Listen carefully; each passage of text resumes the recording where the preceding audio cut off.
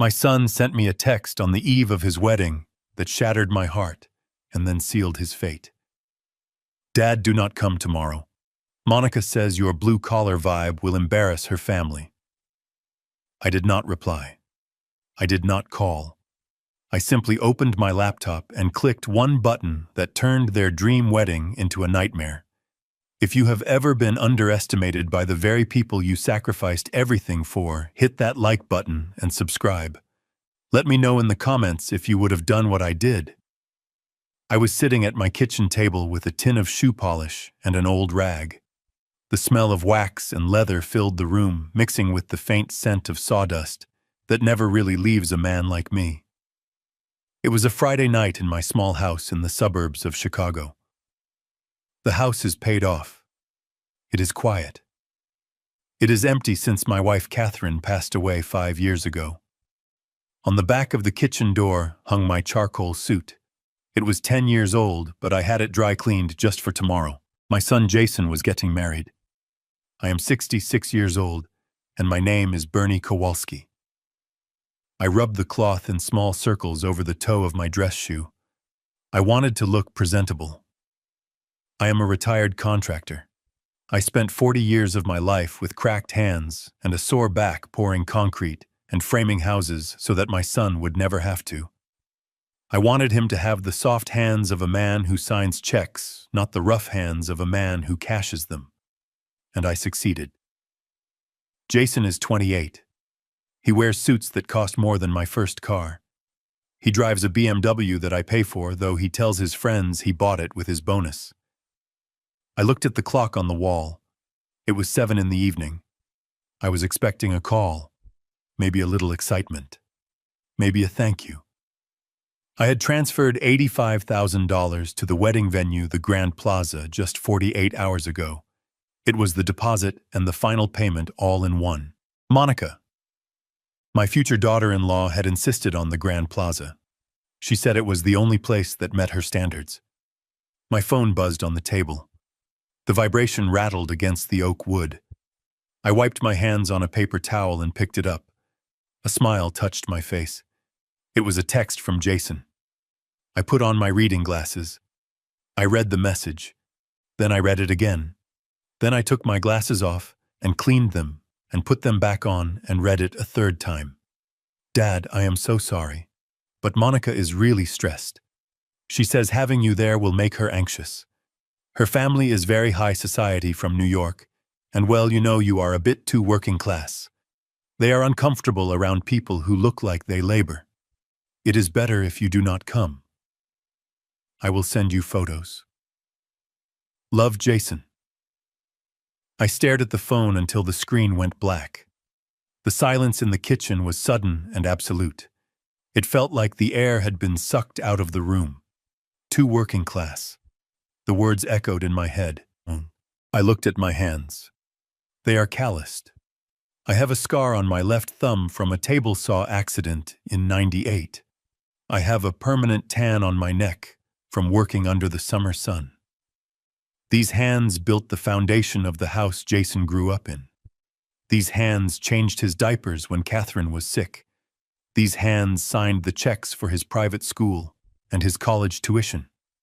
And these hands signed the check for $85,000 yesterday. I did not feel anger at first. I felt a cold, heavy stone settle in my stomach.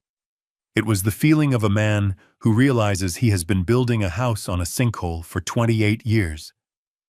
Jason did not even have the courage to call me. He sent a text. He dismissed his father, the man who had been his only parent for the last 5 years, with a text message. Monica. I thought of her. She is 26. She acts like a princess. She told Jason she comes from old money. She speaks with a fake accent she picked up from watching television. She treats waiters like servants. And Jason just follows her like a puppy. He is weak. I raised him to be kind, but somewhere along the way, kindness turned into weakness. I stood up. My knees popped. I walked to the refrigerator and took out a bottle of beer, but then I put it back. This moment required something stronger. I went to the cabinet and poured 3 fingers of whiskey into a glass. I drank it in one swallow. The burn woke me up. I looked at the suit hanging on the door. It looked like a costume now. A costume for a clown who thought he was part of the family. I walked over to it. I took the hanger off the hook. I walked to the hall closet and hung it in the very back behind my winter coats. I would not be needing a suit tomorrow. I walked back to the kitchen table. I picked up my phone. I hovered my thumb over the call button. I wanted to scream. I wanted to ask him how he could do this, but then I stopped. What was the point? If I had to beg my son to want me at his wedding, then I had already lost. Dignity is the only thing a man has when he is alone. I would not give them the satisfaction of hearing me cry. I would not give them the satisfaction of hearing me yell. I sat down at my desk in the corner of the living room. I opened my laptop. The screen glowed blue in the dim light. I logged into my bank account. Most people look at me and see an old man in a flannel shirt driving a Ford F-150 with rust on the bumper. They see a man who cuts his own grass. They see a man who clips coupons for coffee. They do not know who I am. They do not know that 30 years ago I started a construction supply company. They do not know that I bought land when it was cheap and sold it when it was gold. They do not know that I own 3 apartment complexes in the city and a commercial warehouse district. I retired 5 years ago, but my money did not. Jason thinks I live on a pension and Social Security. He thinks the credit card I gave him has a $5,000 limit and that I struggle to pay it. He thinks the $85,000 for the wedding was my entire life savings. He thinks he is draining me dry and that I am too stupid to notice because I love him. He is wrong. I clicked on the transaction history. I wanted to see exactly what my working-class money had bought them this week. The list was long. It was disgusting. $4,000 at Serenity Spa. That was 2 days ago. Monica and her mother must have gotten the platinum package. I have not spent $4,000 on myself in the last 4 years. $12,000 to Delta Airlines. First-class tickets from New York. For Monica's parents. Jason told me they were wealthy. If they are so wealthy, why am I paying for their flights? Why am I paying for them to come and look down on me? $3,000 at the Velvet Room. That was last night. The rehearsal dinner. I was not invited to the rehearsal dinner either. Jason told me it was just for the bridal party. But looking at the bill, I see charges for 20 people. 20 people eating steak and lobster on my dime while I ate a ham sandwich in my kitchen. I scrolled down. $500 for a limousine service. Pickup scheduled for tomorrow morning at the airport. That must be for the wealthy parents who cannot afford their own ride. And then the big one. Pending. $85,000. The Grand Plaza. I stared at that number. That was a college education. That was a house in some parts of the country. That was the blood and sweat of my life. And they were using it to throw a party where I was not welcome. I looked at the date. I initiated the transfer yesterday morning. It was an ACH transfer. Most people think these are instant. They are not. They take time to clear. There is a window, a small window, where the sender can revoke the authorization if there is an error or fraud. And this was fraud. It was a fraud of the heart. I moved the mouse cursor. My hand was steady. I was a sniper taking aim. I clicked on the $85,000 transaction. A menu popped up. I selected Dispute Transaction. The bank website asked for a reason. I typed in one word, unauthorized. It was not a lie. I authorized payment for my son's wedding. I did not authorize payment for a social event where I was banned. The contract between a father and son had been breached. I clicked Submit. The screen refreshed. Transaction canceled. The money would not leave my account. The Grand Plaza would get a notification in the morning that the funds had failed.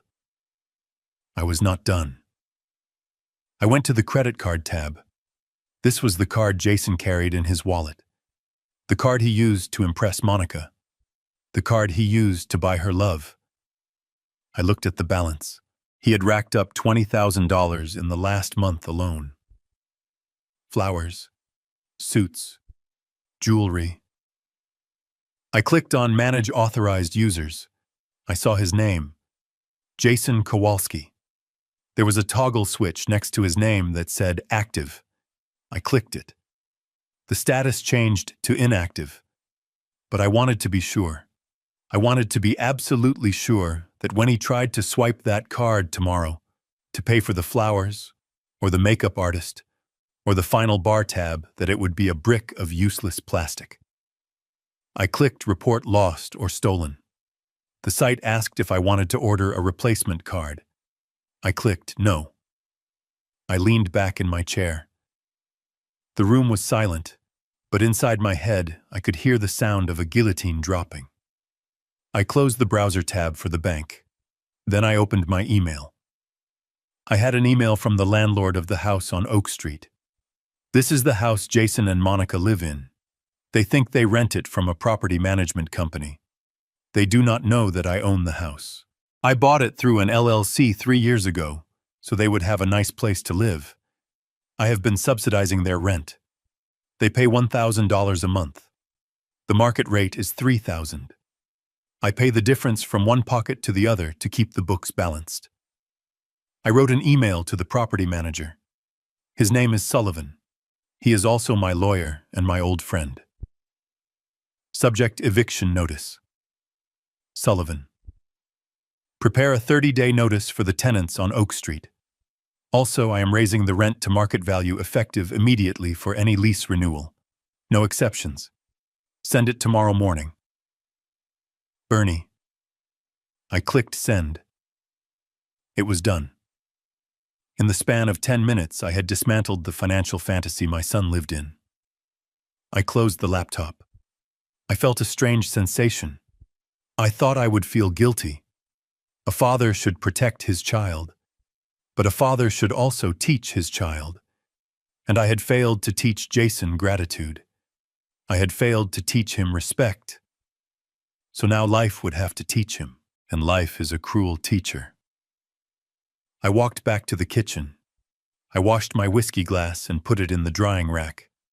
I put the shoe polish away under the sink. My phone started to buzz again. I walked over to it. It was Jason calling. He must have been at a bar or a club, maybe celebrating his last night of freedom. Or maybe his card had just been declined for a round of drinks. The screen lit up with his face. A picture of us from a fishing trip 5 years ago. He was smiling. I was smiling. We looked like a team. I watched the phone vibrate against the table. Buzz, buzz, buzz. It stopped. Then a text came in. Dad, call me back. My card is not working. I stared at the text. He did not ask if I was okay. He did not apologize for the earlier text banning me from the wedding. He only contacted me because his access to my money was cut off. That was all I needed to see. I held the power button on the side of the phone. I held it down until the screen went black and the little spinning wheel disappeared. I turned off the kitchen light. I walked down the hallway to my bedroom. I passed the photos on the wall. Photos of Catherine. Photos of Jason graduating. Photos of the life I thought I had. I lay down on my bed. The sheets were cool. I pulled the blanket up to my chin. Tomorrow was going to be a very bad day for Jason Kowalski. Tomorrow, he was going to wake up and put on a tuxedo that he probably hadn't fully paid for yet. He was going to go to a venue that was expecting an $85,000 check that was never coming. He was going to stand in front of his high society in-laws with a frozen credit card and a lie that was about to explode in his face. And I would not be there to fix it. I closed my eyes. For the first time in 28 years, I did not worry about my son. I did not worry about his future. I had done everything I could. I drifted off to sleep, listening to the sound of the wind outside. It sounded like a storm was coming. And it was. But for the first time, the storm was not hitting my house. It was hitting his. The sun was just beginning to burn off the morning mist that clung to the manicured lawns of my neighborhood. It was 7 in the morning on the day my son was supposed to get married. Most fathers would be tying a Windsor knot, or checking their watch, or maybe nursing a coffee while thinking about the speech they were going to give. I was out in my front yard pulling the starter cord on my 20-year-old Toro lawnmower. The engine sputtered and then roared to life, a loud mechanical growl that shattered the suburban silence. I loved that sound. It was the sound of work. It was the sound of reliability. That machine had never let me down, unlike the people who were about to show up. I adjusted my hat, pulling the brim low over my eyes, and started pushing the mower across the grass. I could smell the gasoline and the sweet, sharp scent of cut clover. It was grounding. It reminded me of who I was. I was Bernie Kowalski. I built things. I fixed things. And today I was going to tear something down. I was halfway through the second row when I heard the screech. It was the distinct sound of high-performance rubber being tortured against asphalt. I didn't look up immediately. I kept my pace steady, pushing the mower, feeling the vibration in my hands. But I knew that sound. I knew the engine note that followed it. It was a BMW M5, a machine of precision engineering that cost north of $100,000. I knew exactly how much it cost, because I was the one who wrote the check for it 2 years ago when Jason said he needed a reliable car for client meetings. The black sedan drifted around the corner way too fast for a residential street and slammed on the brakes right in front of my driveway. The tires smoked, leaving thick black skid marks on the pavement I had sealed myself last summer. I stopped the mower. I didn't turn it off. I just let it idle, the engine chugging rhythmically while I leaned against the handle and waited. The driver's door flew open. Jason scrambled out. He looked like a wreck. His hair was unwashed, sticking up in tufts, and he was wearing a wrinkled t-shirt and sweatpants. He looked nothing like a man about to marry into high society. He looked like a boy who had lost his mother at the grocery store. Then the passenger door opened. Monica stepped out. She was wearing a pink velour tracksuit that probably cost more than my lawnmower and huge sunglasses that covered half her face. She slammed the door so hard, the car rocked on its suspension. That made my jaw tighten. "You don't slam the door of a car you don't own." "Bernie," she screamed. Her voice was shrill, cutting through the rumble of the lawnmower. "What the hell is wrong with you?" I reached down and flipped the switch on the mower.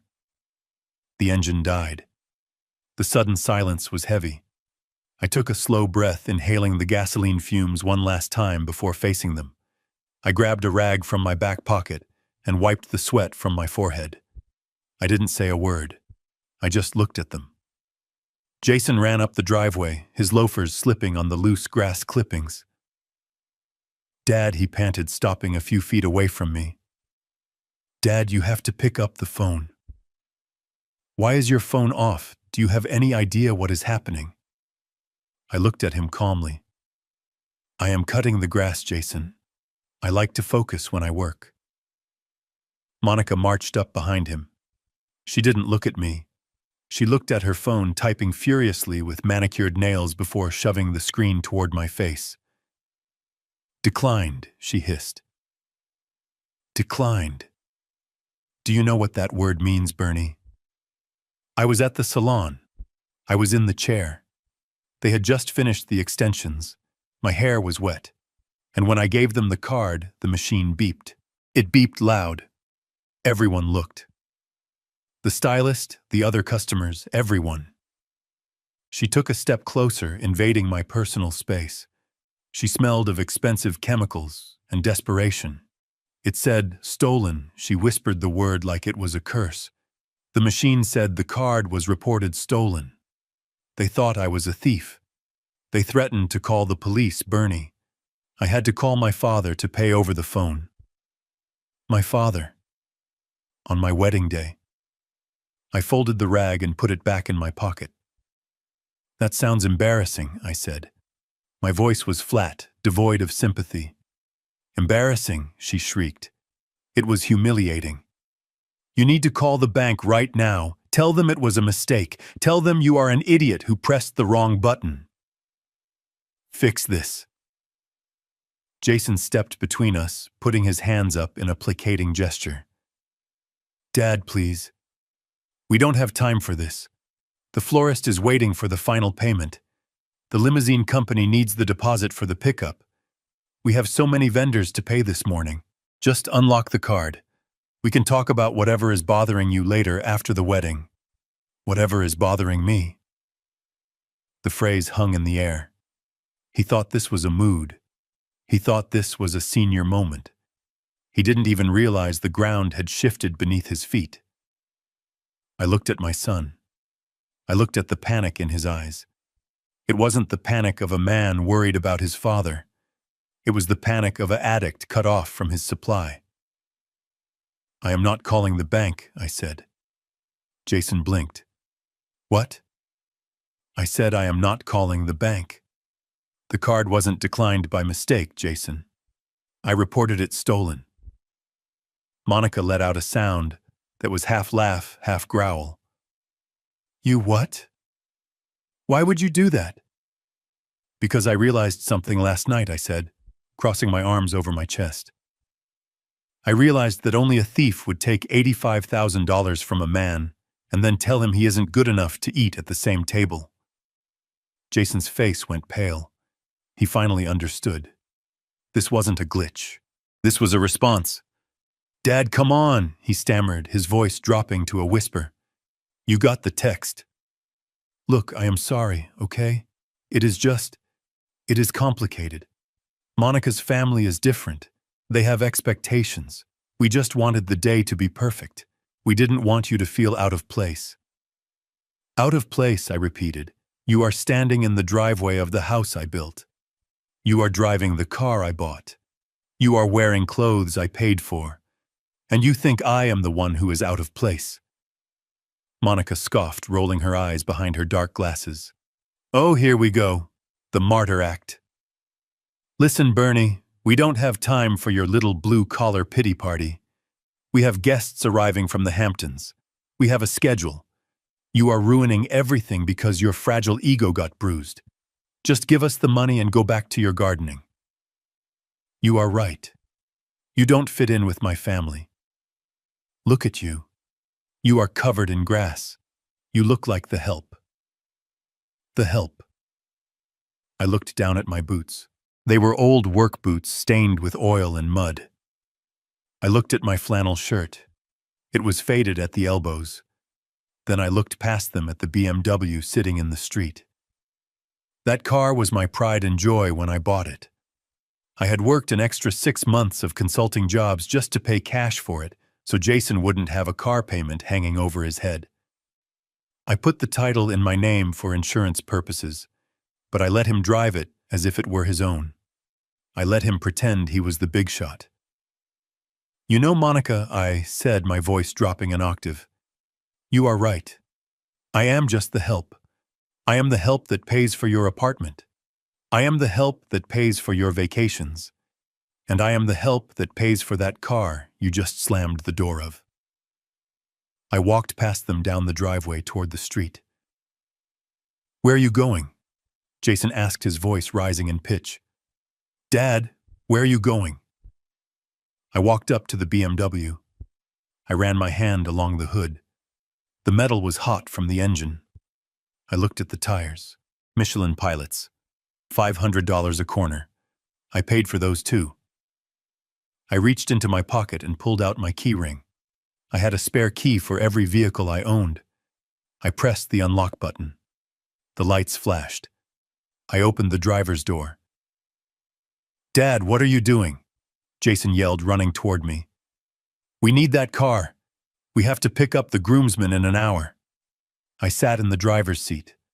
The leather was soft. It smelled like Jason's cologne and Monica's perfume. It smelled like entitlement. I started the engine. The dashboard lit up.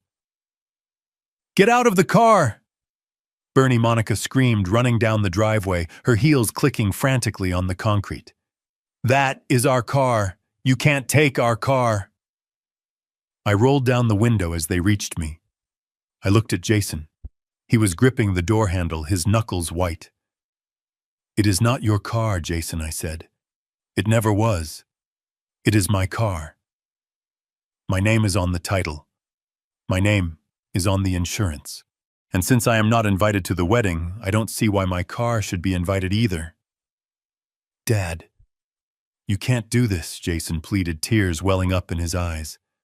"How are we supposed to get to the venue? How are we supposed to get around?" "I don't know," I said, shifting the car into gear. "Maybe you can call Monica's wealthy father. I am sure he has a spare limousine lying around. Or maybe you can take the bus. It is very affordable, very blue-collar." I didn't wait for a response. I stepped on the gas. The car surged forward, leaving them standing in the street. I looked in the rearview mirror. I saw Jason standing there with his arms hanging by his sides, looking lost. I saw Monica throwing her hands in the air, screaming at the empty space where the car used to be. I drove the BMW around the block and parked it in my garage. I closed the garage door. Then I went back inside my house and locked the front door. I went to the kitchen and poured myself a cup of coffee. My hands were shaking slightly, not from fear, but from adrenaline. I had fired the first shot, but the war was far from over. I sat down at the table and looked at my phone. It was buzzing again. This time it wasn't Jason. It was the landline. I let it ring. I knew what was coming next. They would try to go back to their apartment. They would try to regroup. They would try to find anything they could sell to get quick cash.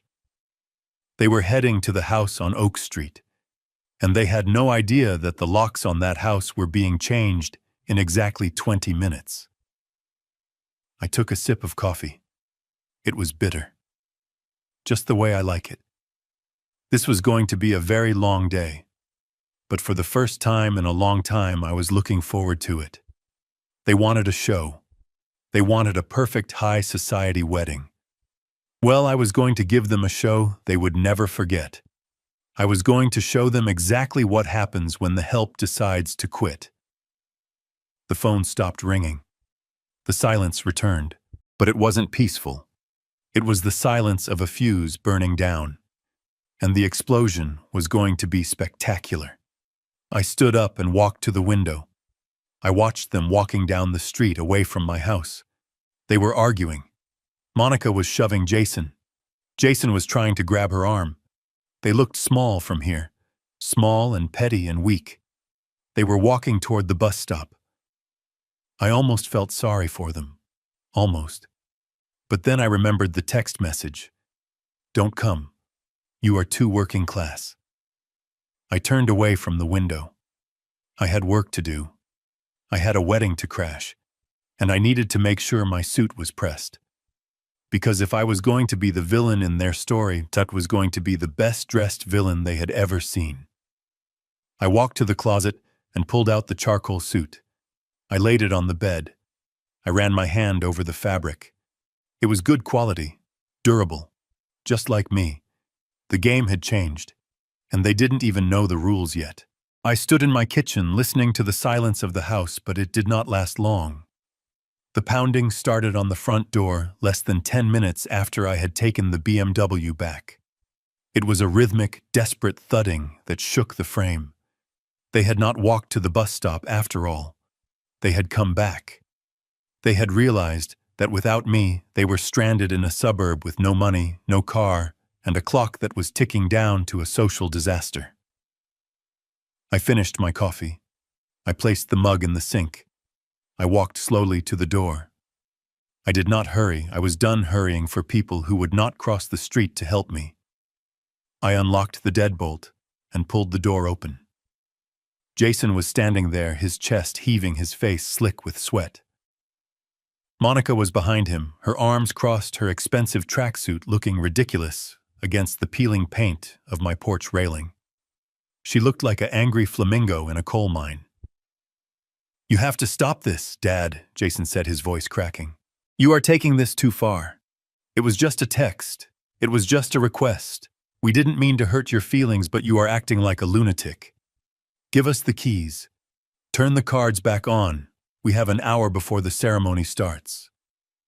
I leaned against the doorframe, blocking the entrance. I looked at my son. He was 28 years old, but in that moment he looked like a toddler throwing a tantrum in a toy store.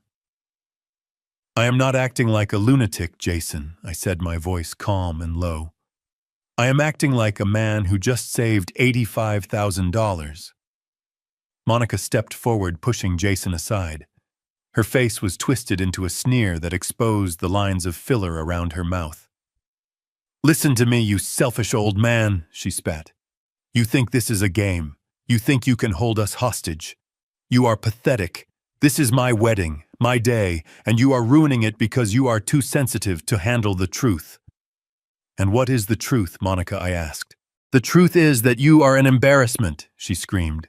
"Look at you. Look at this house. It smells like old grease and sawdust. You wear clothes from a thrift store. You drive a truck that belongs in a junkyard. My parents are sophisticated people. They are flying in from New York. They run in circles you couldn't even dream of getting into. Do you really think I want them to see you standing next to us in photos? Do you think I want to explain to my friends that my father-in-law digs ditches for a living?" I stood there and let her words hit me. They were meant to hurt. They were meant to cut me down. But they didn't hurt. They just clarified things.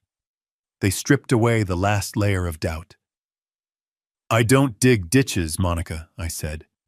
"I own the company that digs the ditches, and the company that pours the concrete, and the company that builds the walls. But you never cared about that, did you? You only cared about the checkbook." "I don't care what you own," she hissed. "You are low-class, Bernie. You always have been. You are cheap. You are tacky. And frankly, we were doing you a favor by inviting you at all. But now you are going to fix this. You are going to give us the money because you owe it to Jason. You owe him a future." "I owe him nothing," I said. "I gave him a life. I gave him an education. I gave him a home. And in return, he gave me a text message telling me to stay away." Jason tried to intervene. "Mom didn't mean that, Dad. She is just stressed."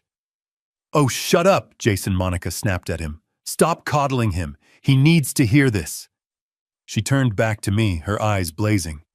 "You are going to pay for this wedding, Bernie. You are going to pay for every single cent, because if you don't, I will make sure you never see your son again. I will make sure you die alone in this miserable little house." I looked at her. I looked at the greed and the entitlement radiating off her like heat from a pavement. And then I asked the question that had been burning in my mind since last night. Why, I asked. What, she snapped. Why should I pay for a party I am not invited to? She blinked. The question seemed to confuse her. "Because it is your duty," she said. "Because that is what parents do, they pay." "No," I said. "Parents provide. Fools pay. And I am done being a fool." I reached into my pocket and pulled out my phone. It was an old model with a cracked screen. Monica looked at it with disdain. "What are you doing?" she asked. "I am making a call," I said. I unlocked the phone. I scrolled through my contacts. I didn't have many, but the ones I had were useful. I found the number for Prestige Limousines. I knew the owner. His name was Tony. We had played poker together for 20 years. I put the phone on speaker and held it up. Monica's eyes widened. She recognized the name. The phone rang once, twice. Bernie Tony's voice boomed through the tiny speaker. "Good to hear from you. Everything good for the pickup?" "Hello, Tony," I said, keeping my eyes locked on Monica's face. I am calling about the reservation for the Kowalski wedding. The stretch Hummer and the 2 town cars for the airport pickup. Yes, sir, Tony said. My drivers are at O'Hare right now. The flight from New York just landed. We are waiting for the party at baggage claim. I saw the color drain from Monica's face. Her parents, her wealthy, sophisticated parents, were walking toward baggage claim right now, expecting a chauffeur with a sign. Tony, I said, there has been a change of plans. What kind of change, Bernie? Tony asked. I need you to cancel the service, I said.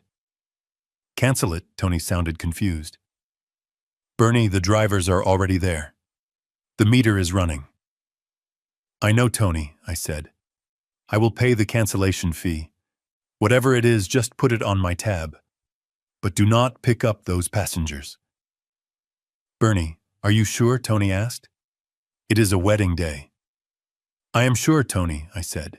The credit card on file for the incidentals was my son's, and it has been reported stolen. And I am withdrawing my personal guarantee for the contract. Send the drivers home. There was a pause on the line. Then Tony sighed. All right, Bernie. You are the boss. I will radio them now to leave the terminal. Sorry about the trouble. No trouble, Tony, thanks. I hung up the phone. The silence that followed was different. It wasn't the silence of a fuse burning. It was the silence of a bomb that had just gone off. Monica let out a sound that was not human. It was a guttural screech of pure panic. You didn't, she whispered, her hands flying to her mouth. You didn't just strand my parents at O'Hare. I put the phone back in my pocket. I did, I said. They are wealthy people, Monica. I am sure they can figure out how to use Uber.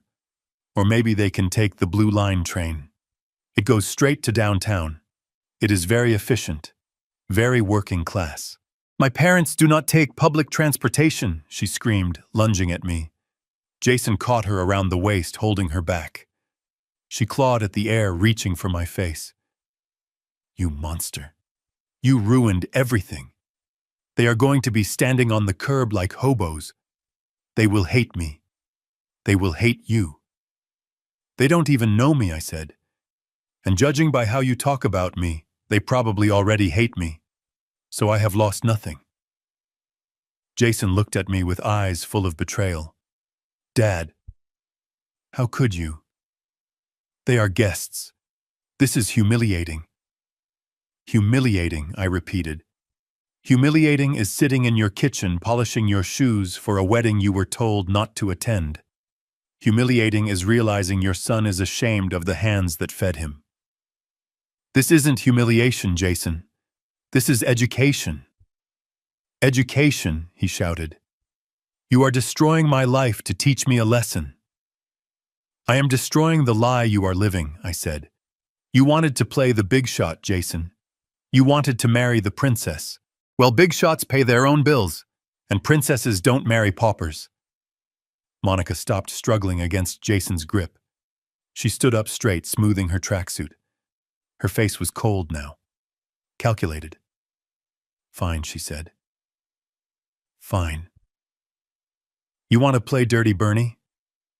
We can play dirty. You think you can starve us out? You think we will come crawling back? You are wrong. We don't need you. We have the house on Oak Street. We have our wedding gifts. We will figure this out. And when we do, you will never see us again. You will never see your grandchildren. You will die alone in this rotting house and no one will care. I smiled. It was a sad smile, but it was genuine. The house on Oak Street, I said. Yes, the house, she snapped. Our house. I looked at my watch. It was 8:15. You might want to head over there, I said. Why? She asked suspiciously. Because at 8 o'clock this morning, a locksmith met the property manager there, I said.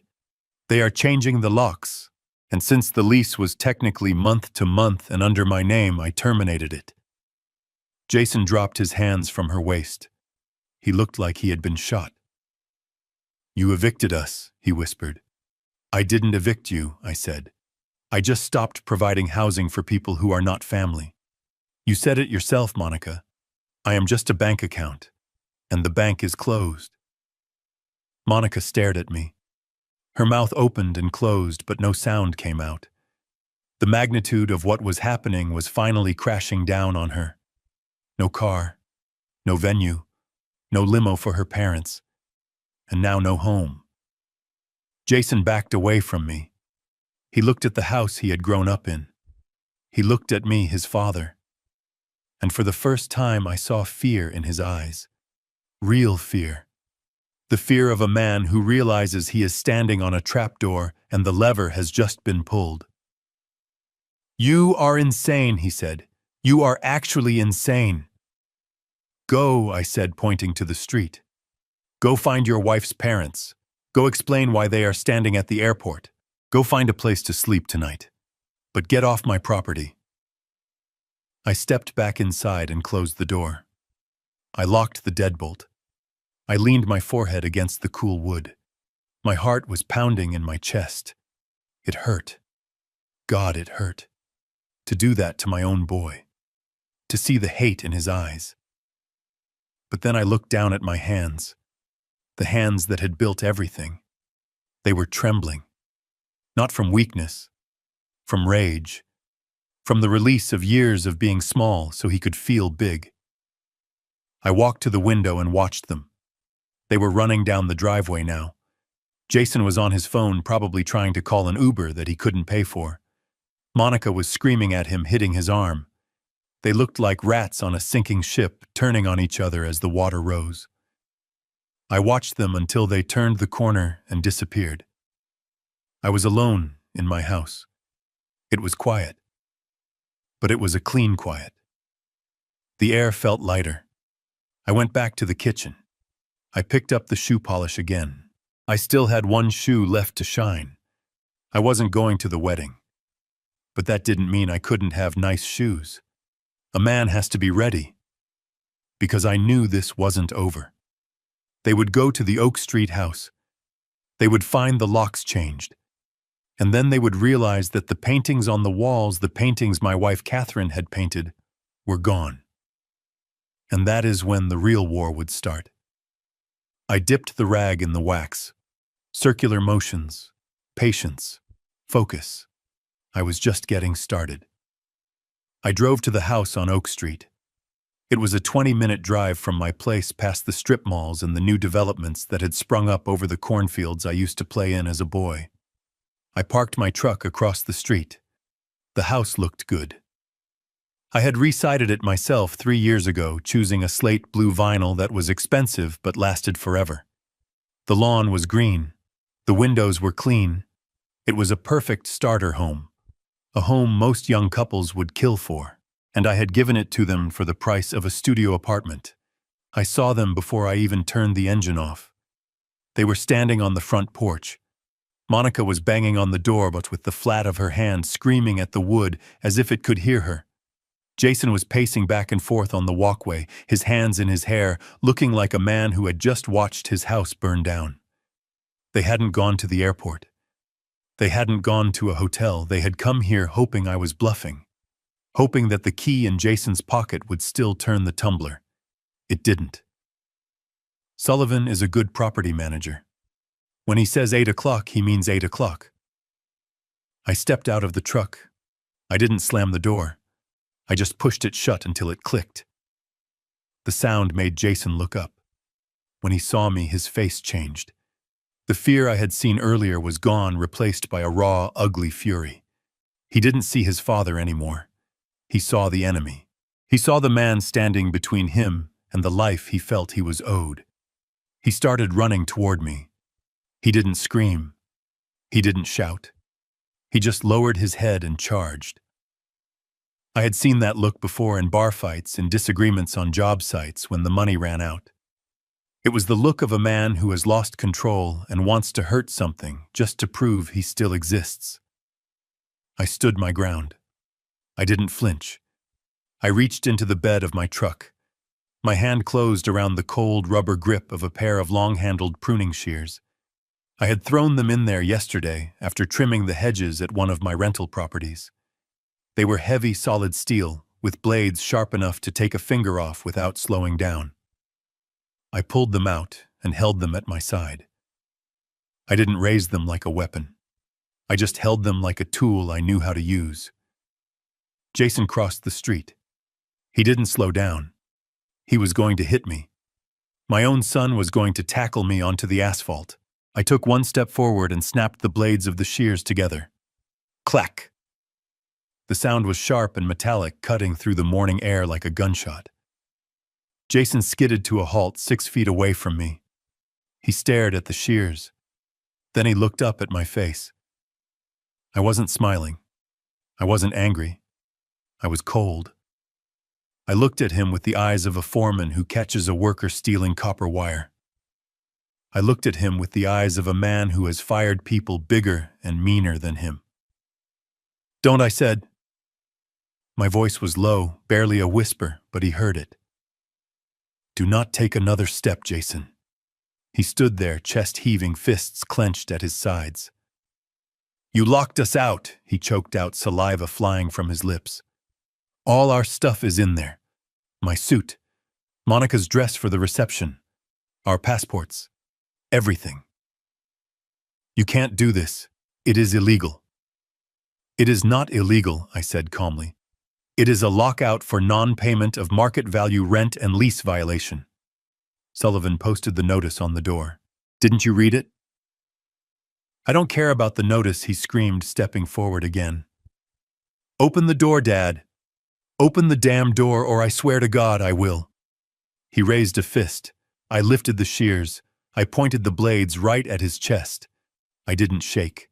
My arm was steady as a rock. "You will what, Jason?" I asked. "You will hit me. You will beat up the old man. Go ahead. Try it. But remember who taught you how to fight. And remember that I spent 40 years breaking concrete while you were playing video games." He froze. He looked at the blades, then at my eyes. He saw something there he had never seen before. He saw that the safety net was gone. He saw that I wasn't his dad anymore. I was just another man. And in a fight between men, he knew he would lose. The rage drained out of him, leaving him hollow. He took a step back, his hands shaking. "You are crazy," he whispered. "You are actually threatening me." "I am not threatening you," I said, lowering the shears but keeping them ready. "I am protecting myself. There is a difference." Monica came running down the lawn, her heels sinking into the grass I paid to have fertilized. She grabbed Jason's arm, pulling him back. "Jason, stop," she cried, looking at me with genuine terror. "He has lost his mind. Look at him. He has a weapon. Let's go. We have to go. We can call the police later. We have to get to the venue. My parents are probably there by now. We have to salvage this." She was right. The clock was ticking. Every minute they wasted arguing with me was a minute closer to their social funeral. I watched them retreat. They backed away toward the sidewalk like I was a rabid dog. "Listen to me," I called out. My voice carried down the street. "I am giving you 24 hours. They stopped and looked back. 24 hours, I repeated. "Sullivan will be here tomorrow at noon. He will open the door for exactly 60 minutes. You can take your clothes and your personal items. Anything left after that goes to the dump." "But the furniture," Monica wailed. "The TV, the wedding gifts. The furniture is mine," I said. "I bought it. The TV is mine. I bought it. The gifts. Well, you can take the gifts. You are going to need them to return for cash when you realize you have nowhere to sleep." I took a step toward them, and they flinched. "Now get out of here," I said. "Get off my street. Go play pretend with your rich in-laws. Go see how far that gets you." Jason looked at me one last time. There was no love in his eyes. Only hate. Pure, unadulterated hate. And that was fine. I could live with hate. I couldn't live with disrespect. "Come on, Monica," he said, grabbing her hand. "Let's go. We will fix this. We don't need him." They turned and ran down the street toward the main road, probably hoping to flag down a taxi or find a spot with cell service to call a ride they couldn't afford. I watched them go. I stood there in the street, holding the pruning shears, feeling the weight of the steel in my hand. A neighbor, Mrs. Higgins, peered out from behind her curtains across the street. I nodded at her. She let the curtain fall back. I walked up the driveway to the house. I walked up to the front door. I looked at the notice Sullivan had taped there. Notice of lease termination. It looked official. It looked final. I reached into my pocket and pulled out the master key. I didn't need to wait for Sullivan. I owned the place. I unlocked the door and stepped inside. The air in the house was stale. It smelled of expensive candles and neglect. There were clothes thrown everywhere, pizza boxes on the coffee table. It looked like a frat house, not a home for a married couple. I walked through the living room. I didn't look at the mess. I looked at the walls. There were empty spaces, rectangular patches of paint that were slightly brighter than the rest of the wall. I stopped. My heart skipped a beat. I walked to the hallway. More empty spaces. I walked to the bedroom. Above the bed where I had hung it myself 3 years ago, there should have been a painting, a landscape of the lake cabin we used to rent. Catherine had painted it the summer before she got sick. It wasn't a masterpiece to the world, but it was a masterpiece to me. It was her soul on canvas. It was gone. I looked around the room frantically. The other painting, the one of the flowers, gone. The sketch of Jason as a boy, gone. I ran to the jewelry box on the dresser. It was open. Empty. Catherine's pearl necklace. The one I gave her for our 30th anniversary. Gone. My blood ran cold. Then it boiled. They hadn't just been living off me. They had been selling me piece by piece. I looked down at the floor. Half hidden under the bed was a piece of paper. I picked it up. It was a receipt. Yellow carbon paper. Downtown pawn and gold. Items 3 oil paintings. Amateur 1 pearl necklace, 1 gold watch. Total cash payout $1,200. I stared at the number. $1,200. They had sold my wife's legacy. They had sold the only things I had left of her for $1,200, probably to upgrade the flowers or get a better DJ. The sadness evaporated. The hesitation evaporated. This wasn't about a wedding anymore.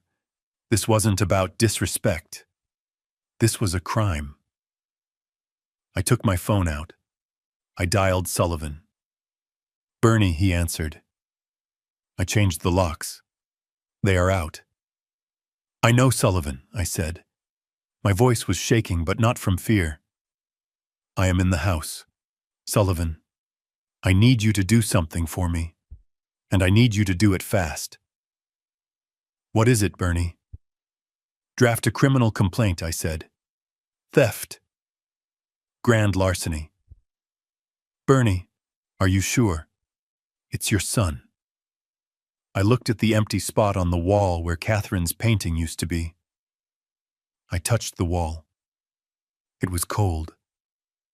"He isn't my son right now, Sullivan," I said. "He is a thief. Prepare the papers and call the police. Tell them to meet me at the Grand Plaza." "You are going to the wedding?" Sullivan asked. "Yes," I said. "I am going to the wedding. I have to deliver a gift." I hung up. I put the receipt in my pocket. I walked out of the house and locked the door. I got into my truck. I had work to do. I pulled my truck up to the curb in front of the house on Oak Street and killed the engine. The silence that followed was heavy. It was the kind of quiet that usually comes before a storm breaks. I sat there for a moment, gripping the steering wheel, looking at the house. It was a good house, a solid house. I had bought it as a foreclosure 3 years ago and spent 6 months restoring it with my own hands. I sanded the floors. I hung the drywall. I installed the new windows. It was supposed to be a gift, a stepping stone for Jason and Monica to build a life. Now it looked like a fortress that had been barred against me.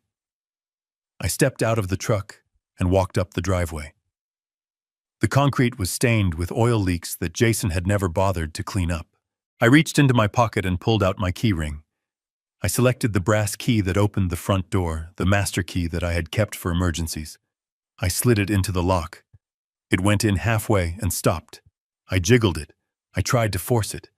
It hit a wall of metal. They had changed the locks. I stood there on the porch staring at the deadbolt. A low chuckle escaped my throat, but there was no humor in it. It was a sound of pure disbelief. They lived in my house rent-free. They drove my cars. They spent my money.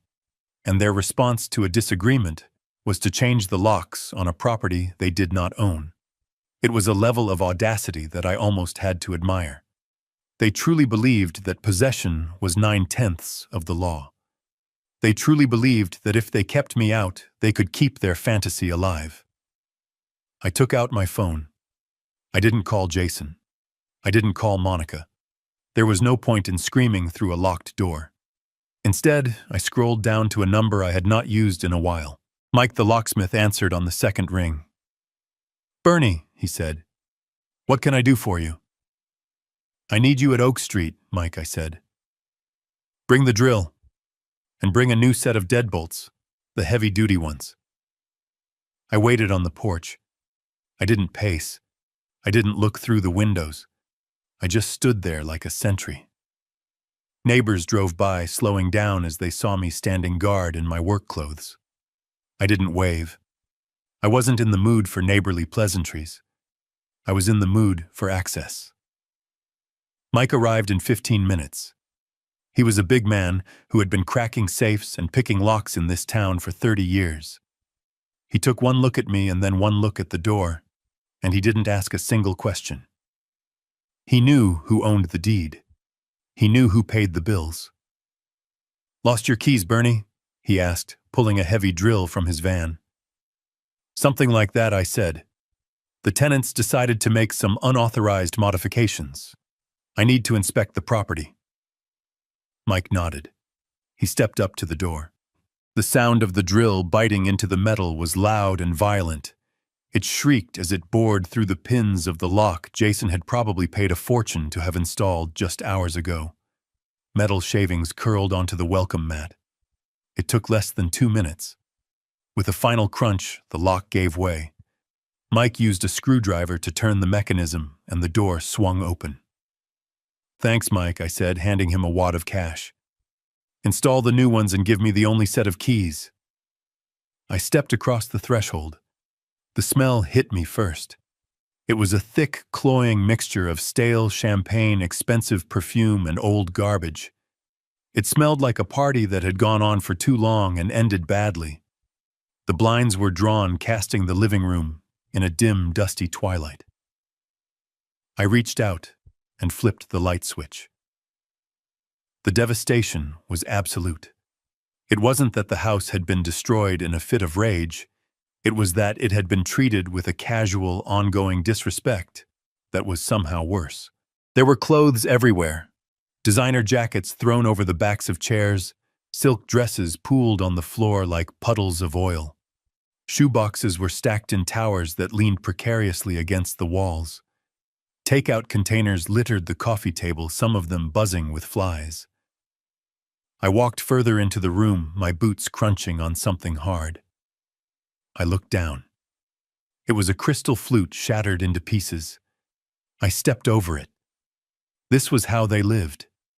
This was the reality behind the Instagram photos and the high society pretension. They lived like squatters in a palace. They treated my property the same way they treated me, with total indifference to its value. I walked into the kitchen. The sink was overflowing with dishes. A bottle of Dom Perignon sat on the counter, uncorked and half full, going flat in the heat. I looked at the granite countertops I had installed. There were ring marks and stains. I looked at the cabinets. One of the doors was hanging off its hinges. I felt a cold fury rising in my chest. This wasn't just messy. This was ungrateful. Every stain, every scratch, every piece of trash was a testament to how little they cared about the work I had done for them. But then I noticed something else. Something that made the mess seem insignificant. I walked back into the living room. I looked at the walls. When I had given them the house, I had left a few things. Furniture, mostly. But also art. My wife, Catherine, had been a painter. She wasn't professional, but she had a way of capturing light that made the world feel softer. She had painted landscapes of the places we had visited, the lakes, the mountains, the quiet corners of the world where we had been happy. I looked at the spot above the fireplace. There was a large rectangular patch of paint that was cleaner and brighter than the rest of the wall. The painting of the lighthouse in Maine was gone. I spun around. I looked at the wall by the hallway. The painting of the wildflower field. Gone. My heart began to hammer against my ribs. It wasn't the frantic beat of panic. It was the heavy thud of dread. I ran down the hallway, kicking aside a pile of laundry. I burst into the master bedroom. The bed was unmade, a tangle of expensive sheets. Suitcases were open on the floor, half-packed, as if they had been interrupted. But I didn't care about that. I looked at the wall above the dresser. Catherine's self-portrait. The one she had painted for me on our 25th anniversary. The one where she was smiling that secret smile she only gave to me. It was gone. I stood there in the center of the room, spinning slowly in a circle. The walls were bare. Every single piece of art, every single reminder of my wife was missing. The hooks were still there, naked and accusing. I rushed to the closet. I threw open the doors. I pulled out the drawers of the jewelry cabinet I had built into the wall. It was empty. Catherine's pearl necklace, her diamond earrings, the gold watch I had given her when Jason was born. All of it gone. I felt like I couldn't breathe. The air in the room felt thin. They hadn't just lived off me. They hadn't just disrespected me. They had looted me. They had taken the only pieces of Catherine I had left, the pieces I had trusted them to safeguard, and they had removed them. Why? Why would they take the paintings? They weren't famous. They weren't worth millions on the open market. They were sentimental. They were family history. Unless they needed money fast. Unless they needed cash to pay for the flowers and the limo and the champagne tower at the wedding I wasn't invited to. I fell to my knees. I began to tear through the room. I ripped the sheets off the bed. I dumped the contents of the suitcases onto the floor. I was looking for something, anything, that would tell me where they were. I checked the nightstand drawers. Empty except for loose change and receipts. Receipts. I grabbed a handful of papers from the trash can next to the bed. I smoothed them out. Pizza. Dry cleaning. A parking ticket. And then I saw it. A yellow slip of carbon paper crumpled into a ball and discarded as if it meant nothing. I unfolded it. My hands were shaking so hard I could barely read the text. The logo at the top was a pair of scales. Downtown Pawn and Loan. I read the itemized list. Item 1, oil painting coastal landscape. Item 2, oil painting floral study. Item 3, oil painting portrait. Item 4, vintage pearl necklace. Item 5, gold lady's watch. I looked at the total payout. $1,200. They had sold my wife's soul. They had sold 40 years of memories. They had sold the legacy of a woman who had loved Jason more than life itself. And they had sold it all for $1,200, probably to pay for the appetizers, or the upgrade to the bridal suite. I sat there on the floor, clutching the yellow slip of paper. The rage that had been burning inside me turned into something else. It turned into ice. It turned into a resolve so cold and so hard that it frightened me. This was no longer a dispute between a father and a son. This was no longer about a wedding invitation or a bank account. This was a crime. I stood up. I put the receipt in my pocket. I looked around the room one last time. I looked at the empty walls. I didn't see my son's bedroom anymore. I saw a crime scene. I walked out of the room. I walked down the hallway. I walked past the locksmith who was finishing up the installation of the new deadbolt. "Lock it up, Mike," I said. My voice was steady. "Lock it all up. Nobody gets in here. Not even if they beg." I walked out to my truck. I took out my phone. I dialed a number. Sullivan answered on the first ring. "Bernie, did you get in?" he asked. "I got in," I said. "Sullivan, I need you to do something for me. And I need you to show it right now." "What is it, Bernie?" "I am holding a receipt from a pawn shop," I said. "Jason stole his mother's jewelry. He stole her paintings. And he pawned them." There was a silence on the line. Then Sullivan spoke, his voice grave. "Bernie, that is grand larceny. If we pursue this, he will go to jail." I looked at the house. I looked at the window where Catherine used to stand and wave at me when I came home from work. "Draft the complaint, Sullivan," I said. "Call the precinct. Tell them I want to press charges, and tell them to meet me at the Grand Plaza." "You are going to the venue?" Sullivan asked. "Yes," I said, starting the engine. "I am going to the venue. The police can pick him up there." "Bernie, think about this," Sullivan said. "Doing this at the wedding, that is the nuclear option." I put the truck in gear. "They sold Catherine for $1,200, Sullivan. The nuclear option is the only option left." I hung up. I didn't look back at the house. I drove toward the city. The sun was high in the sky now. It was a beautiful day for a wedding. And it was a beautiful day for justice. I stood in the center of the master bedroom, and the silence of the house felt heavy enough to crush a man. The rectangular pale spots on the walls where Catherine's paintings used to hang looked like fresh scars on skin. They were wounds.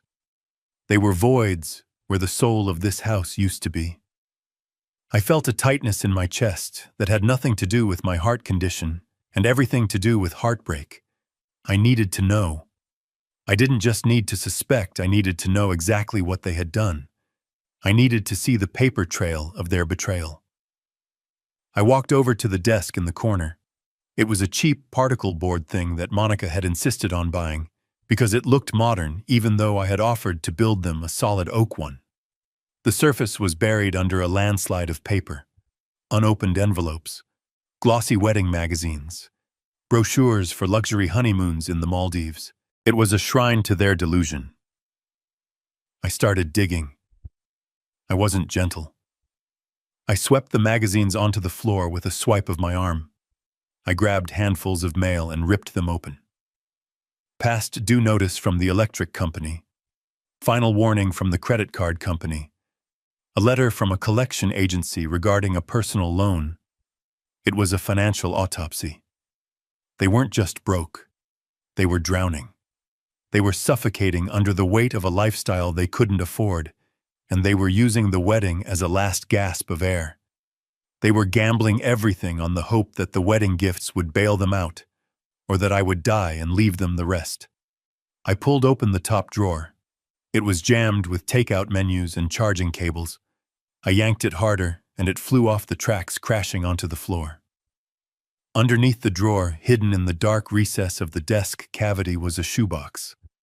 I pulled it out. It was an old Nike box. I opened the lid.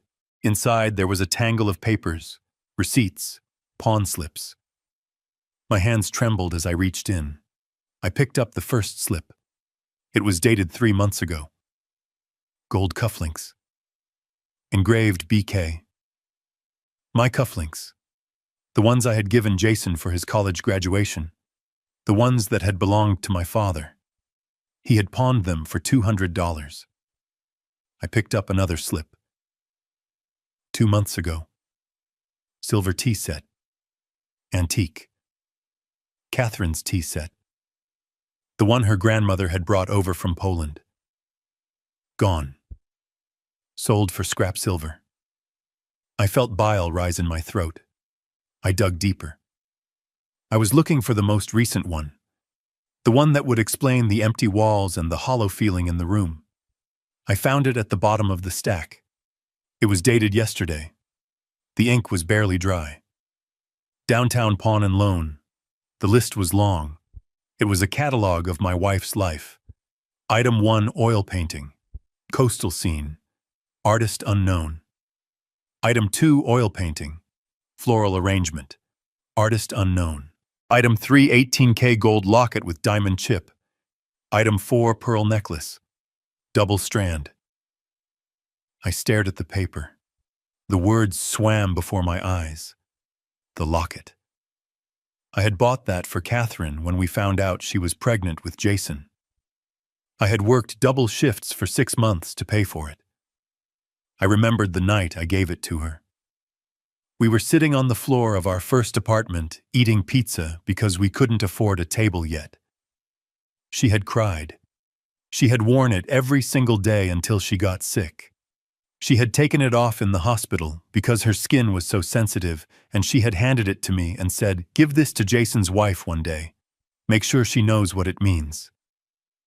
I had given it to Monica at the engagement dinner. I had told her the story. I had told her it was a symbol of enduring love, and she had sold it. She had taken the symbol of my wife's love for her son, and she had traded it for cash. I looked at the payout amount on the receipt. Total $1,200. That was it. That was the price of my memories. That was the market value of my wife's legacy. They hadn't sold these things because they were starving. They hadn't sold them to buy medicine or pay rent. I looked at the receipt again. It was stapled to another piece of paper. It was an invoice from a florist. Orchid arrangement upgrade for head table $1,200. I let out a sound that was half laugh, half sob. They had traded Catherine's locket for flowers. They had traded her paintings for centerpieces that would wilt and die before the night was over. They had erased my wife to buy a few hours of looking rich for people who didn't care about them. I sat down on the edge of the unmade bed. I held the pawn slip in both hands. The paper felt hot against my skin. For years I had made excuses for Jason. I told myself he was young. I told myself he was under pressure. I told myself that he was just trying to find his way in a world that was harder than the one I grew up in. I told myself that deep down he was still the little boy who used to follow me around the job site with a plastic hammer. But that boy was gone. That boy had died a long time ago. The man who lived in this house was a stranger who would steal from his own mother's ghost to impress strangers. I looked up at the empty spot on the wall where Catherine's self-portrait used to be. I could almost see her eyes looking down at me. She had been the soft one.